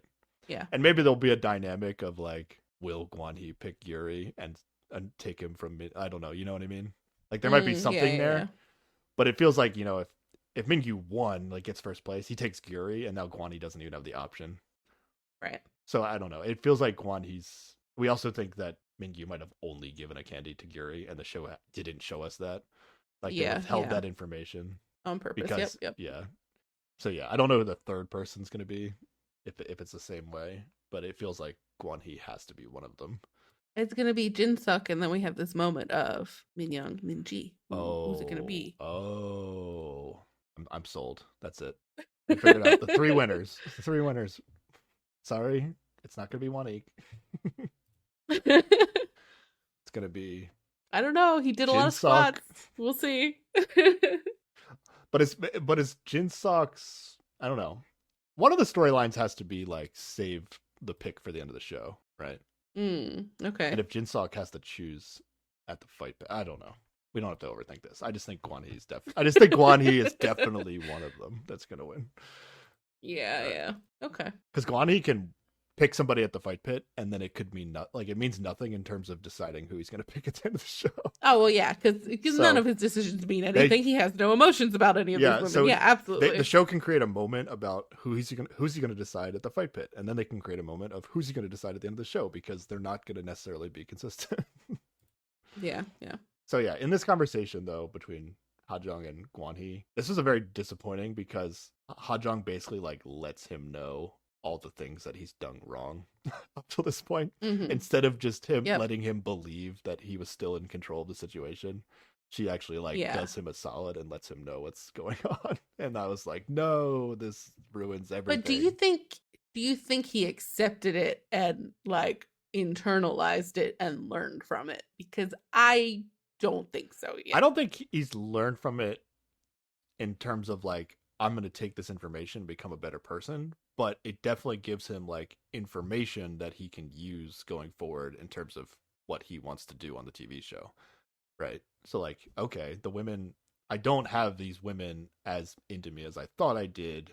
Okay, how do I Mm-hmm. what's the new narrative that I can spin to keep myself on the show, you know? And like I don't think he's figuring that out in the moment, but I think he Mm-hmm. might. I think what it is he's going to figure out that committing himself to Hajong might be that route.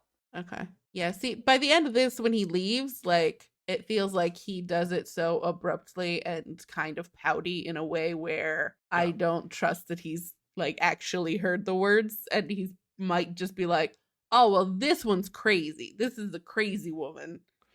Obviously, I'm the best. I'll just go focus on the other women because they are reasonably going to come to me because I am the best. You know, like, I feel like he's might still be in that mindset. That's possible. Honestly, I hope that that's the case. Like, I think that's a funnier narrative for us to watch for Guan Hee, where like Yeah. he thinks he still has like two of the women, but he actually doesn't. So I don't know. It could go either way, I guess. I mean, I think he's actually like, he's pouty in the moment because like his whole game is being blown up on the show. You know, it's like, Yeah. you find out that all your allies shared information, the secret information. You're like, well, shit, what do I do now? The call's coming from inside the house. He's the one that shared all the secret information. Oh, that's true. He was like, this one. That's true. He did fuck it up. The other thing is like, not only am I disappointed that like she's giving him information that he can use, right? Mm-hmm. But also it's like, why is she having this conversation with him? Like, she's only having this conversation with him if like she wants him to be better so that she can like him, right? Like it. Yeah, like I think her mindset going into this is like, I'm gonna give him a piece of my mind because he's been an asshole. And while she's there, she's just like, yeah, I still fucking like him. Like I don't think consciously she went there with the like, I'm gonna make this work. It was I'm mad, I'm gonna yell at him, but it still ended with her being like, I have told you I like you. You should behave as such. That is like true. Yeah. Be better, you know? Yeah. Yeah, so I was enjoying Ha Jong when he was at lunch or whatever, but now I'm kind of out of Ha Jong. Ha Jong also, I mean, she does have a good line here where she's just like, let me be honest here. We're all really pretty and guys hit on us all the time. Like, we were super offended by you yesterday. I actually hated this comment, at least the way my subtitles read it, because okay, the way she said it definitely suggested that like if like Guan He's actions like would have been justified if the women on the show were uglier. Oh, I think she's just saying like, we got options. We're not desperate for you the way you think we are. But like, I don't know. The fact that she threw in like their looks into the equation, like she wasn't just like you can't treat women like this. She was like, we're pretty women. Like you can't expect that to work on us. We're beautiful women. You know? I don't know. I didn't like that comment. It was funny. It was like kind of funny, but it's not. I think it also feeds into the way like he negs people. Like, and so she's like, we're like, we know we're pretty. Like, your bullshit doesn't work on us. Like, you're not Again, it's still making us feel bad about ourselves to like how that might work on other people, you know? Like, I don't know. I did not I think it's bad. I think it's bad. Okay. Even the way you phrased it, it's like, yeah, you should go neg uglier women. Not that I don't think that's it. I think it's this tactic might have worked elsewhere, but it's not working here. Okay? Like that's what she's going with, I thought. Yeah. I think it's better to say this doesn't work, don't do it. not like maybe, you know, in a different situation what you're doing would be good, but you know, like no, it's never good. Well, I don't think she's making that judgment call. Yeah, like in terms of it being good, it's just like it might be effective elsewhere. That doesn't make it good. She might have not have fully thought out what she was saying when she said it, but it's not a great statement in my mind. Okay. So yeah, I'm ready to be out on Ha Jong. I'll be honest. like, yeah, she gave us some good moments. Giving out one candy is also weird, especially like she only gave it to somebody that maybe she's gonna go like explore this Harbin thing, and it just hasn't happened yet. Yeah, but I don't know. We'll see. She's not going away. Like this is the show. It's Guan He and Ha Jong. So yeah, it's here. Yeah, it's a bummer. It's here to stay. Okay. My last hope is that she just kind of strings him along until the end and then doesn't pick him when he picks her, when he's super sure she's gonna pick him, and then, you know, just out of spite she picks somebody else. That's my last ditch hope on where this might go. I mean, there are a lot of things that would make, like, if they assuming they do the same thing at the end, like where the men pick the women and then the women choose among the men that pick them, like it would kind of be great for like Guan He to like not choose her. Then she's standing there with no guys, and then the girl that Guan He chooses also doesn't choose him, so that they just like neither of them gets chosen. I'd be fine with that too. It's not as dramatic in a way that I think they would be the main characters on the show. So I'm expecting Guan He to pick Ha Jong in the end at least, and whether or not she picks him will be like one of the big things at the end. Okay, here's a question: do you think at the end, right before they pick, he's talking to one of the producers like, okay, who do you want me to pick that's going to make this the most interesting and I get on TV the most? Yeah, but it would probably be the same one. Wait, hold on, Sarah. What? Yes. Let's do this. Ready? Because I in my head I was thinking like, okay, if Guan He does pick Ha Jong, like who else is picking Ha Jong that Ha Jong is picking? What if Guan He is the only guy that picks Ha Jong, and then Ha Jong walks off the show without picking him? You know I'm gonna love that. Holy shit! Wait, that has. I always want people to take that option. That has to be what this is. That would be so epic. Like if that's what all this, like we're sitting through all this nonsense for the first time ever, where a girl walks away. That shit would be so good. Okay, wait, I'm 100% in on this now. All Okay. right, let's Okay. go. Okay. I'm excited now. That has to be what's happening. I'm gonna be disappointed if it's not. Yeah. I might But either way, just now that I've hyped it up, like rewrite my memories. either way, now that I've hyped it up in my own head, like whether or not, as long as Guan He picks her and he's the only guy that picks her, it's gonna be an epic reveal moment of whether she walks away or Mm. picks him. Like that shit will be so good. Either way. Oh man, if she walks away, that'd be amazing. All right. This whole conversation, it feels like there's so many moments where all Guan He has to do is just like apologize and be like, "Oh, sorry, that I Mhm. didn't mean it like that. I'm really sorry. I didn't want to make you feel that way." And then Hajang would just be like, "Okay, I like you. Let's keep." Like she, I feel like Mhm. that's all she Yeah. needs is just like a little something, little Yeah. regret maybe. And he's like, He does give a half-assed sorry at at the the end, it's end, not but really a like sorry, it's not. but he Yeah. he jumps through a lot Okay. of like mental hoops to like try to not apologize and try to justify Mhm. what he was doing, and then at the end he, Yup. yeah, it's not like a real apology. So Yep. And then he's just kind of like sick of being in this situation and like gets up and yeah, leaves. Yeah. all right, we'll have plenty more time to talk about them. Let's get Mhm. let's get to Paradise. All right, Paradise. This leads to the end of the episode. Let's Yes. do Yes. let's do. They do go back to Inferno a few times. Do you just want to say what happens on Inferno first?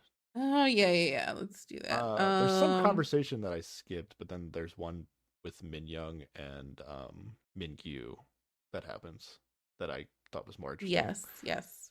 Min Young is missing Jin Sok now that he's not on Hmm. Inferno anymore.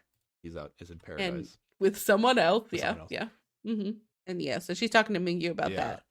And she's still like waffling on her feelings, and he's like, well, the fact that you're nervous about his feelings changing probably means that you do actually have feelings for him, and you should just take a shot at it and go for it. yeah. But he also says something like his advice is based like on like it doesn't feel good when the person you like starts liking someone else, right? Mm. Suggesting Yeah, that, yeah. which is part of his logic of like, oh, if you don't like that he potentially could like this new girl, that means that you like him. But the way he's Yeah. saying it, I can't tell if like he's having a similar experience with another girl on the show. You know what I mean? Like Mm. I can't tell if he's Mhm. sympathizing as in like I'm in the same situation as you are, or if he's just being like, you know, this is if I was in your situation, this is how, I Mm. don't know. I mean, I guess there's a possibility that he saw the Yuri and Guan He talking at the fire after everybody abruptly left and came back, and like is reading into that too much. Oh, that maybe that's what it is. So it's not that Gyuri has actually like moved past Mingyu. It's just like Mingyu is having these thoughts in his head that aren't Yeah, anything actually. Okay. That's probably what it yeah. is. Okay. I think the thing for this that struck me the most is like the way he's talking to her is very much like they are not a thing. They are not entertaining a thing. This is like advice from somebody who is busy with other things, like Oh, in it terms just of for me reinforced that Minyu is not on the prowl for anybody other than Curie at this point. That's how it felt. Like he just feels oh, settled, true. in the way he's talking to somebody Yeah. else. It's actually kind of both. You're talking about like Mingyu and Minyoung, right? Like between them. Yeah, Yeah. yeah. So like Like there's nothing sparking both of between them are them. like talking about their feelings for other people, right? Like even Yeah, though yeah. Minyoung's theoretically trying to get to know everybody. Like if we have this Yeah, right, I don't think Mingyu is one of them yeah, like that she's trying to get to if know. we have this right, like her four candies were for Haben, Jinsok, Mingyu, and Guanhee. It seemed Uh-huh. like she was talked out of Haben and Guanhee based on the women's conversation. And now she's Uh-huh. like Yep. she has a chance to talk to Mingyu and they're not really like flirting or trying to become a Mhm. thing. So now like Jinsok's the only one on her list now, right? Like Yeah. okay. It's just this It happened very is quickly. inconvenient timing. Yeah. Yes. Yeah, I'm definitely team Minji at this point in the show. Yeah. Okay. Yeah, absolutely. Although I will point out I haven't seen Minji mingle with everybody else yet, so she has plenty of Yeah. opportunities to make me not like her in the future. Yeah. Yeah, absolutely. All right. All right, we're getting in the limo at Paradise. 3 Yes. people. We need a limo now. Mm-hmm. Okay. Jinsok gets like very meta with talking about how the game changer on the show would have to be like very attractive to rock the boat like halfway through the season. Like she like Yeah. talking like the kind of the shit we like to talk about. Like it's like back off, Yeah, bro. exactly. That's our job.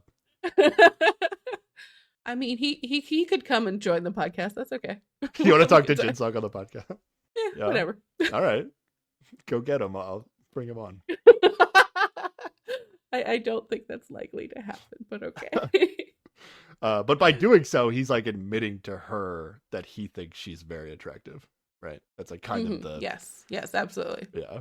Also, this is interesting. Minji can't remember everyone's name, and this is funny I because mean that's fair. we didn't highlight this, but there was actually a moment with Minji and Guanhee where Guanhee was like actually like you could tell he was like trying to make her remember his name by like I don't know, like he's like I'm gonna quiz you later. Or something. Yeah, like I don't know. He tried extra hard to like get her to remember his name.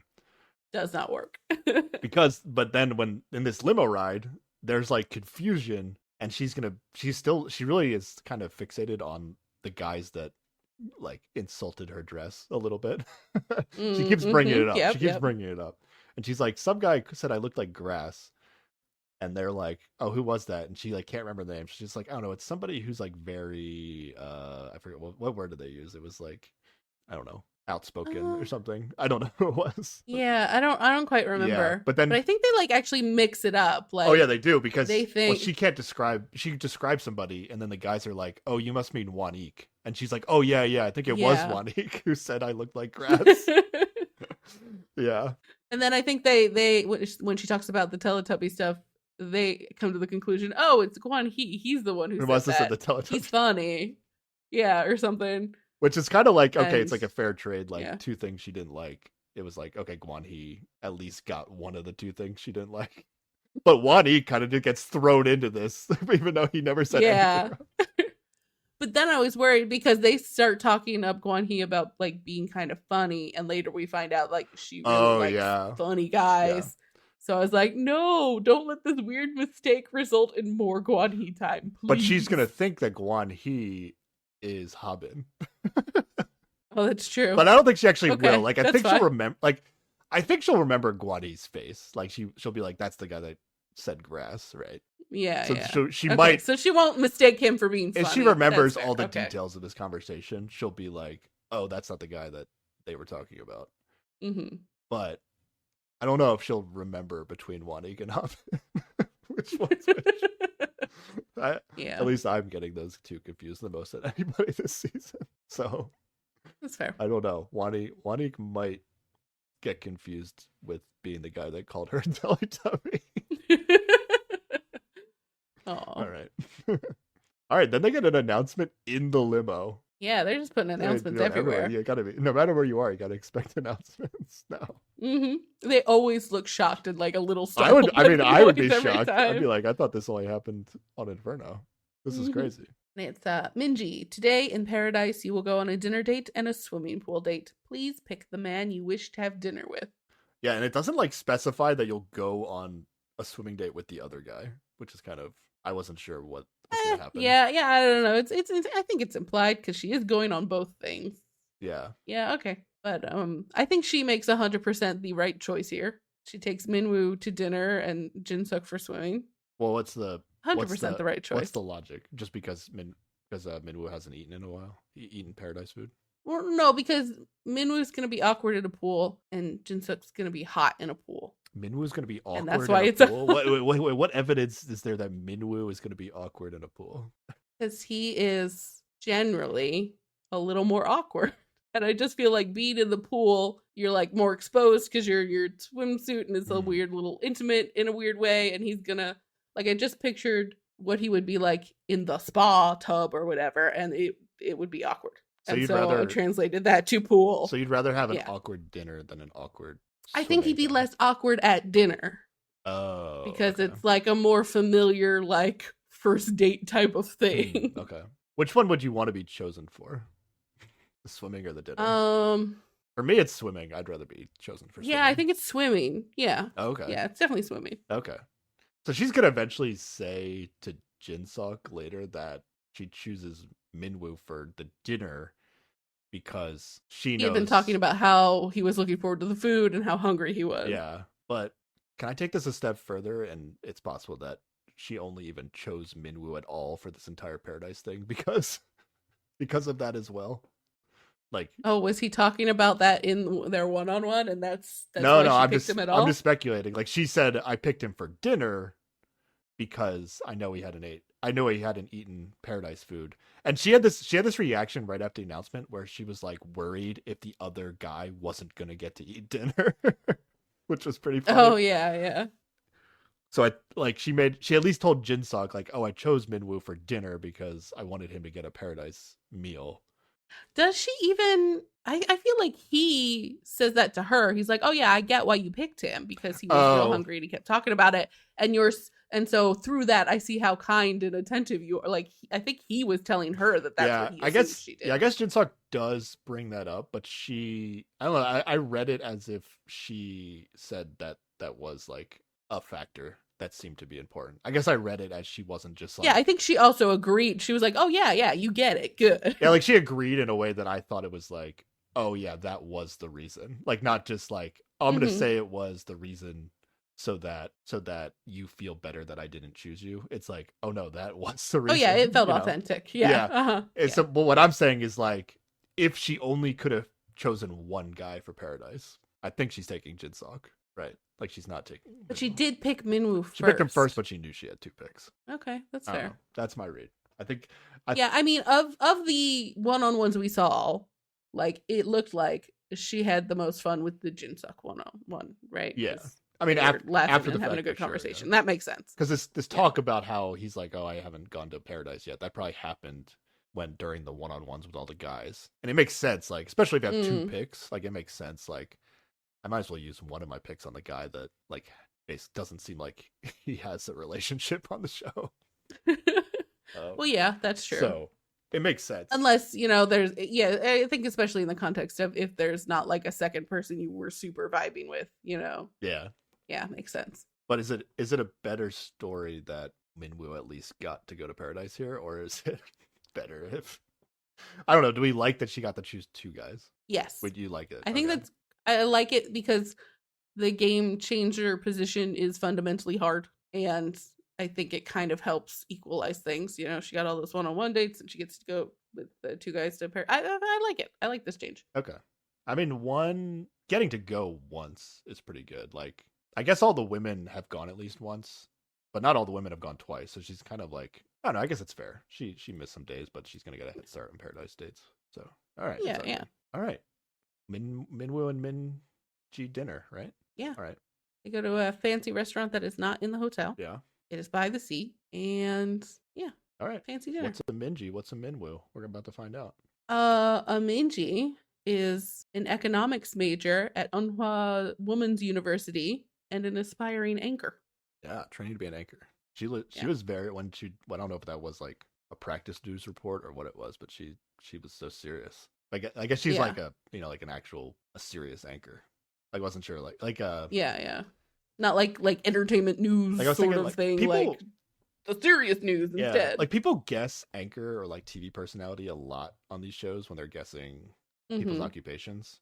Yeah. But the only one that we've ever seen, I think, was like Transit Love. Somebody was like a host of a golfing A show. golf show. Yeah, Yeah. yeah. So when she said anchor, for some reason my mind went to that, and then I was like, oh no, she's like a really Yeah. serious like news anchor. So I was like, oh, okay. Yeah, yeah. But she's still in college. I'll give you one. Mm-hmm. You might have already said it, but I'll give you one guess how I old didn't she say it. is. I'll give you one guess how She's old 26. I Surprise! I can't believe it. 26. That's crazy. All right. All right. What's a Minwoo? Well, she guesses he's a model because he's tall. And she's correct. He is a model. He does shoots for clothing brands, but sometimes he also does, like, he walks in fashion shows. And he says he loves his job because he loves standing in the spotlight in front of people. And I'm like, that does not seem like your personality, but okay. Seems too shy to want to be in the spotlight. Yeah. And unfortunately, he is 24, which means he's never going on a date again on this show or something it's because so it bad. never works out for the young guy. Yeah. He's been modeling for 6 years, which is kind of crazy to think about. Because that would make him 18, but this is like Korean 18. So Yeah. Unless he people was get like maybe he's scouted rounding pretty with young, the I think, years. for things. Yeah, I guess that's true. Yeah, it's again, it's like model is that job that always feels like I know why you're not here, and not it's probably the not for love. not the occupation that's here for love. Minwoo almost seems like it might not have even been his idea to be on this show, but I don't know. Mm-hmm. Maybe some agent or something suggested it, Yup. something like that. But yeah, Yup. either way, regardless of any of that speculation, he's 24 and all the women are older, and Yeah. it's just not good. Now, Not gonna work for him. yeah, I honestly don't know what you're supposed to do when you're in this situation on the show. Like, obviously, everybody can tell he's young, and that's kind of why like he's not. Even the women that were interested in him in terms of his first impressions and his like physical appearance, they like talk to him and they're like, oh, either how he talks isn't interesting, or they're just like, oh, the way you talk is very young, and I can tell you're younger than me. So, Yeah. but what he's got something going on with Sion. That's like the one thing going on. Yes. Now, does Sion just not Isn't talk she to him even enough, like or what? the older woman? Oh yeah, Sion like, is 27. 27? Yeah, she's 27. Yeah, I don't know. I don't know. Maybe they haven't talked much. I feel like we just keep seeing them like making eyes at each other and not really engaging in conversation. Yeah. So maybe it's just strictly a "hey, you hot" thing. I don't know. Yeah. I don't know. Like, I feel like they might go to paradise with each other, but I just like don't see it as a thing. Yeah. If you're just speaking from probability standpoint, from the age difference, on top of the fact that Sion might just be trying to find the right person, like somebody to go to paradise with. Yeah. Like, even if it happens, I'm just not a believer in it. Yeah. It's still like, Yep. Okay. I got time, but I don't know. Yeah. She admits she picked him because he was the best looking guy. So that's the reason she gives. I guess that, I guess that could also be true. Like, two things can be true. Like, you're the best looking guy. Yeah. You know, you needed a meal. I think the host kind of commented on this. Like, Minwoo just seems like a little too serious all the time. Like, he doesn't really joke around. And it seems like the joking around has been working out a lot, like, well for the guys on this season. At least with like, I don't know, like, maybe if they casted a different kind of woman, they would appreciate Minwoo's seriousness. But yeah, like, he asked her type here and if she likes funny guys, and she's like, yeah, funny guys who know what to say. And I'm like, well, that sounds like Jinsuk. Yeah.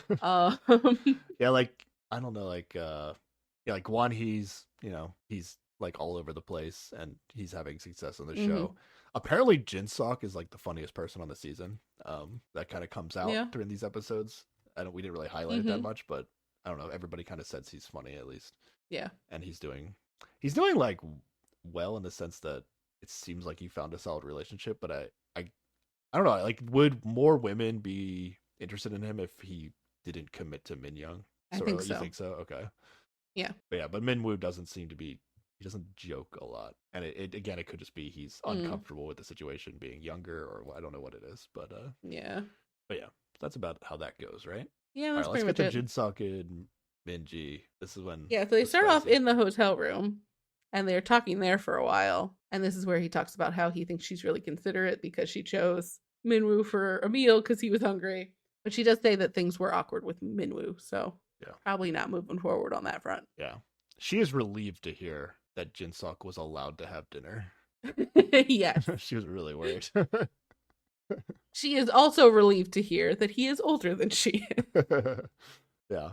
Jinsuk was very impressed by her decision to give Minwoo the meal and give him the swimming.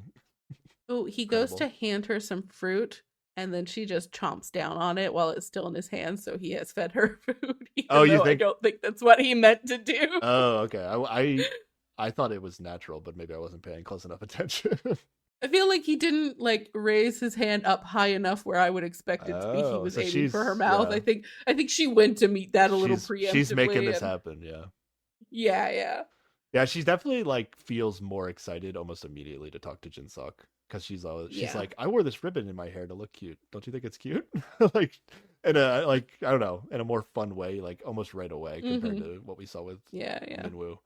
And then he puts the ribbon in his hair, and then they have a whole back and forth about how he looks. They have so much chemistry. It's great. Yeah. Before they even find out each other's age, like, she's calling him Oppa. And then she's always like, I guess I don't know your age, but she still keeps calling him Oppa. And then This is where it was a little interesting. Like remember earlier we got Guan He being like, "I 100% know your age," and then Oh maybe yeah, maybe this yeah. is Guan, like going back, like maybe Guan He just knows the power of editing, and he's like, "I'll just pretend like I know exactly what her age is, and then when I guess it right, eventually the show will just do me a solid." But because Jinsok's gonna say kind of the same thing. He's like, "Oh, I know what your age is," and then he's like 26, and then the show, and then she's like, "Yeah, 26 is right." And then, but the way that it is, it's like, you totally could have edited it. Like he could have guessed like three Mm. other numbers before. So But the key is he did not insult her with whatever numbers he that's picked. true. Maybe he started low and worked his way up to get to Hmm. 26. Yeah. And then she guesses like 30, 31 is what we see and gets it Hmm. right. So they Yeah. both theoretically guess each other's ages correctly. Yeah, it's rare, but I just like Jinsok so much because I just feel like we're seeing his true self. Yeah. Like it just feels like the realest person. I think other people are being like real too, and maybe they just have personality traits that I don't like. He's but being authentic and who and like that is good. Yeah. yeah. So I don't think like everybody's fake, but he's like the perfect combination of like I believe he's a real person and I like the person that we're seeing on the TV show. So Yeah, yeah. so yeah, Jinsok's number one for me this season. He's given Minji a lot of compliments. Yeah, yeah. He likes how she was responsive to everything he says and that she laughs a lot. They're both looking for somebody fun. Yeah. And this is where I wrote the same thing. Like I was, oh no, she's looking for somebody's fun, and they told her Guan is fun. That's not good. Yep. But yeah, he likes her because she's fun too, and he likes her laugh. So this is good. And then we get this really dramatic moment where she asks if his type is in Inferno, and he says, "Not anymore." Yeah, he says yes, but not anymore. Yeah, yeah, that was awesome. Which is, I don't know, is this? Do we think Jinsok's really out on Min Young, or this is like the one um, thing that he said where I was kind of with what you were saying before, like. Is he just being a little too smooth here where it's like yeah, he knows it's a good thing to say, but is it actually 100% true? I don't know. yeah. It is a little too the thing to Like say. I wouldn't blame him for being 100% out on Min Young based Yeah. on kind of her reaction to him essentially going above and beyond and like apologizing when it wasn't necessary and Hmm. saying all the right things. Yeah. It just seems like a quick Yeah, turnaround, it but does. also he was quick to be in on Min Young to begin with. So maybe like Yeah, he's that could just just like when be he feels it, you know? yeah. But okay, then we go to swimming. So this seems like it's going Yes. great. But then we're going to go Hmm. swimming. Did you notice how bulky their mics were for this swimming session? I feel like they were Oh like, yeah. why were they this bulky this time? Like I something about don't the equipment know. was weird. Yeah. Yeah, they get the sexy pool music, which Hmm. I at this point because of what happened last year with Jin Young and Silgi. Yeah. Now when I hear the You sexy don't music, I'm believe the always music like, I anymore? just like this is the oversell. This is the oversell of the sexy Mm. pool music. Okay. So I can't tell. I honestly like can't tell if this where the Jin storyline is headed. Yeah. Like I almost want to say he goes back to Min Young, but it's tough. Yeah. I'm not 100% in on like it's definitely the new girl. Hmm. Yeah, yeah. I would like it to be the new girl, but I think there's an equal Would chance you he even goes back. after? Okay, well let's see. I don't know how which one I prefer actually. At by the end of this episode. Okay. All right, they're getting close to each other, but they're not touching. So there's no like piggyback riding like there was with Min Young. Yeah. But they're in a different pool. The pool they went with Min Young was like the both dates we saw in that pool were like the woman could barely stand on their tiptoes in the pool Yeah. Yeah. without going under. So Hmm. the situation is different. It's not necessarily like Min Young almost had to like hold on to Jin Young in that one pool because otherwise Right. she couldn't walk This around. one is shallower. Yeah, Yeah. yeah, yeah. But then she sets him up with a question. Like she gives him like a softball question where she's like, "Oh, which swimming pool do you like better?" And then Mm. he says like he starts like actually breaking down the question and is like, "Oh, well, the other one's inside, but this one's nice for these reasons." I say, I think I like this swimming pool better. And it's like so obvious that she wants him to say like, "Oh, well, this swimming pool's better because I'm with you," or like something like that, Yeah. right? Uh-huh. Yeah. But he doesn't say that, and I can't. I don't know. Like again, like if he's Like, this is the guy who always says yeah, the right like thing. if he's so smooth, like you're saying, Sarah, is he like why wouldn't he say that here? And yeah, I don't know. I don't know what happened here. Yeah. Like I don't know if he I didn't mean, say it. everybody's allowed a miss every now and Yeah, then. he's allowed to miss, but there's also a possibility, something happened that we Maybe didn't he's not see, feeling and it. then he was Okay, like, you yeah, know what, yeah. maybe I actually like Min Young more, and then he didn't want to like say that here. But Yeah. then she has like a huge reaction to this. It feels like where she is very disappointed that he did not Mm. hit the softball question that he gave her. Yeah. And then eventually it leads to her asking him like, "Oh, do you like playing games?" Right? So Yeah, yeah. not like board games, like relationship Like, games. yeah, yeah. Like, do you play hard to get? Yeah. Yes. And he says no. It's all or nothing with me, which feels consistent with what we know about Mm-hmm. Jinsok. And then But then doesn't he say it's you? oh, I did Like, not see that. I thought he said it's you. Like, it's all or nothing with me, and All now right. it's with you. All right. I don't We're know. going to the tape. Okay. Going to the review. This is important. She asked the question. All right, here we go. The hosts are being hosts. Do you play games too? I don't play any games. Well, these are my subtitles. I'll go to look. I'll do your subtitles over this. What do you do? Okay. For me, it's all or nothing. Really? It's all or nothing. Yeah. And you? He says and you. Like Oh, a question. and you. Like Okay. question like asking her, does she play All right, games? all right, all right. Yeah. Yeah, yeah. I mean, okay. I could review I can review it with your subtitles. No, you're really right. I might as well review it right here. It's all or nothing for me. It's all or nothing.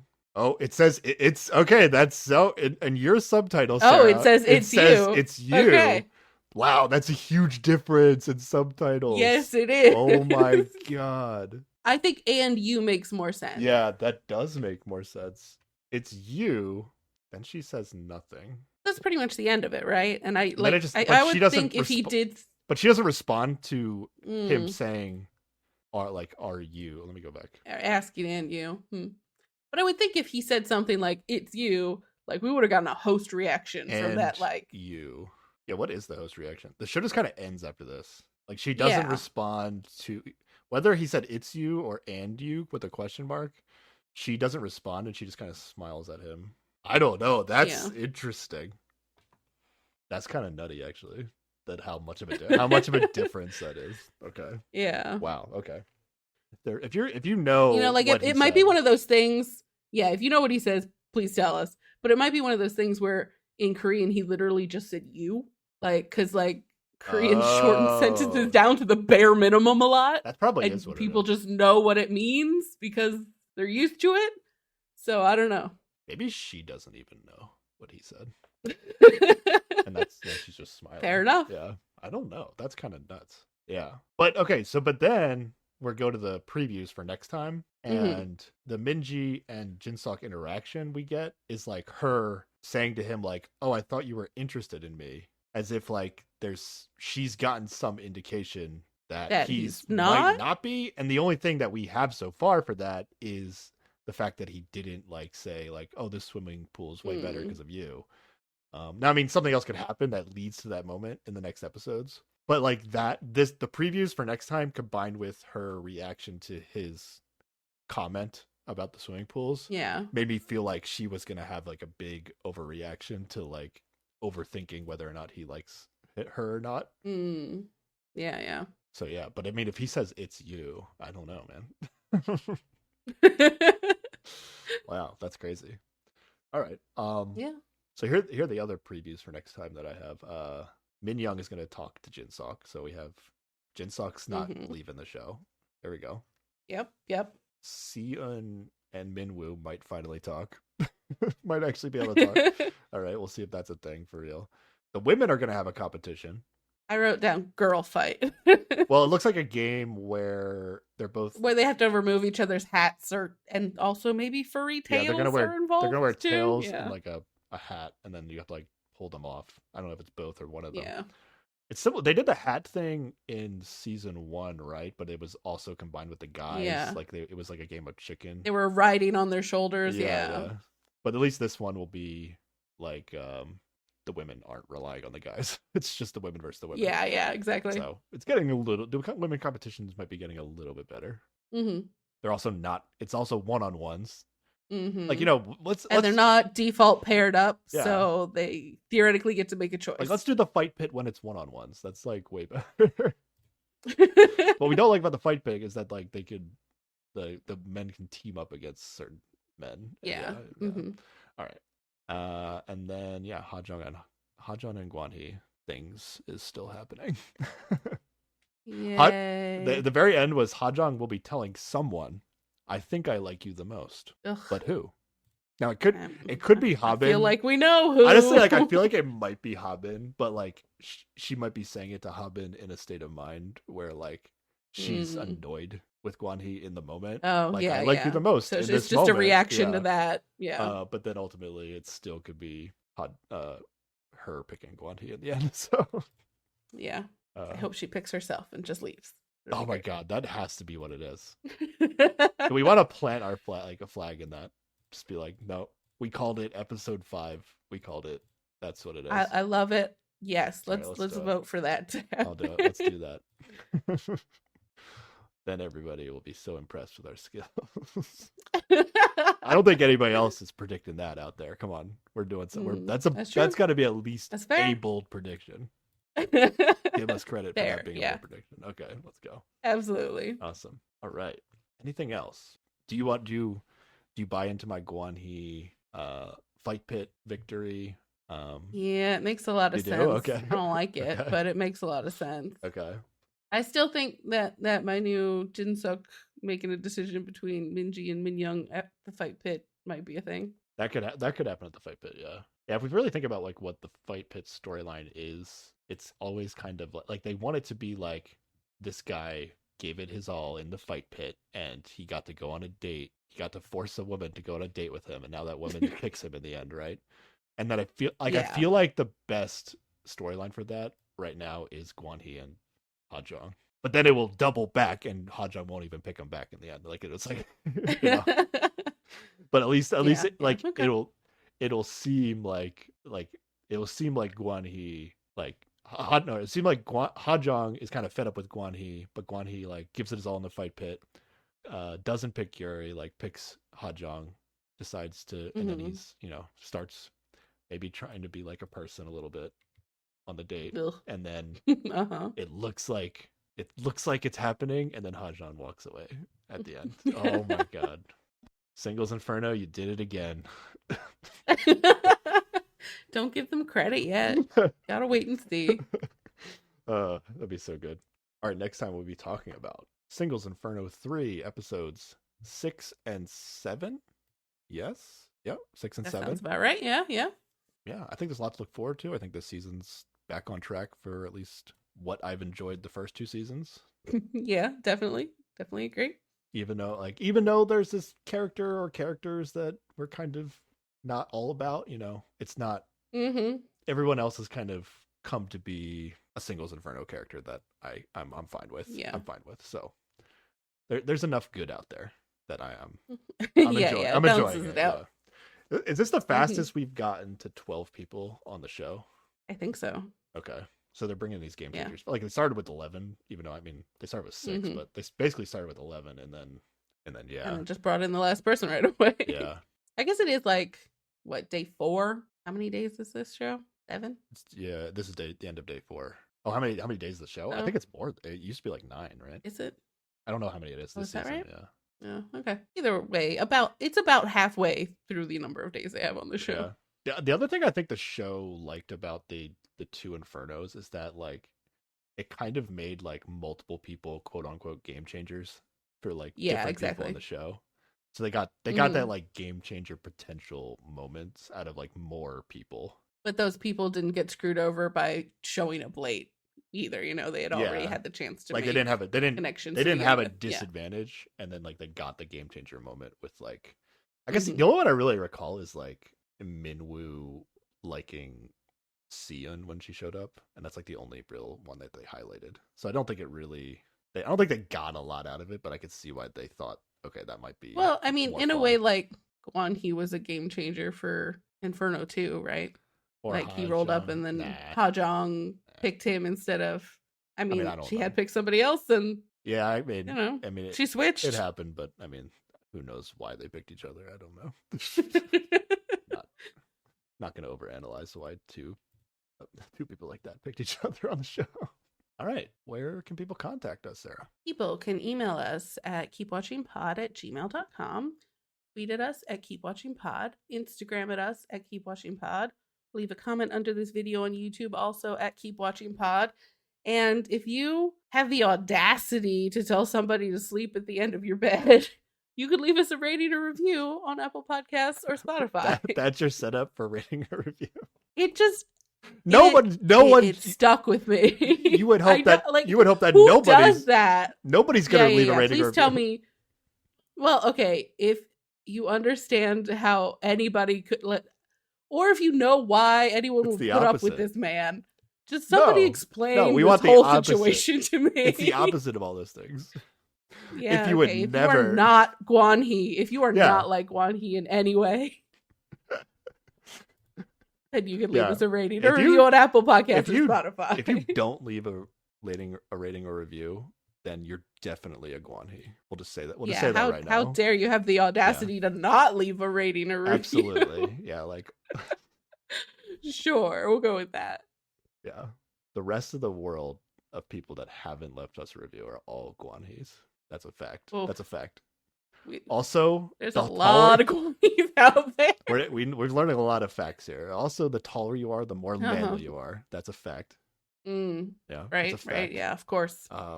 Sure. Also, giving women compliments and making them feel comfortable, not a good move. That's a fact, right? You're learning a lot of things. Oh, yeah. Mm-hmm. Lots of things. We're learning all the wrong things on this show. Okay. Anything else? No, I think that's it. All right, this is fun. I can't wait for the rest of the season. Right. Yeah. All right. Thanks for listening, everybody. Bye. Bye.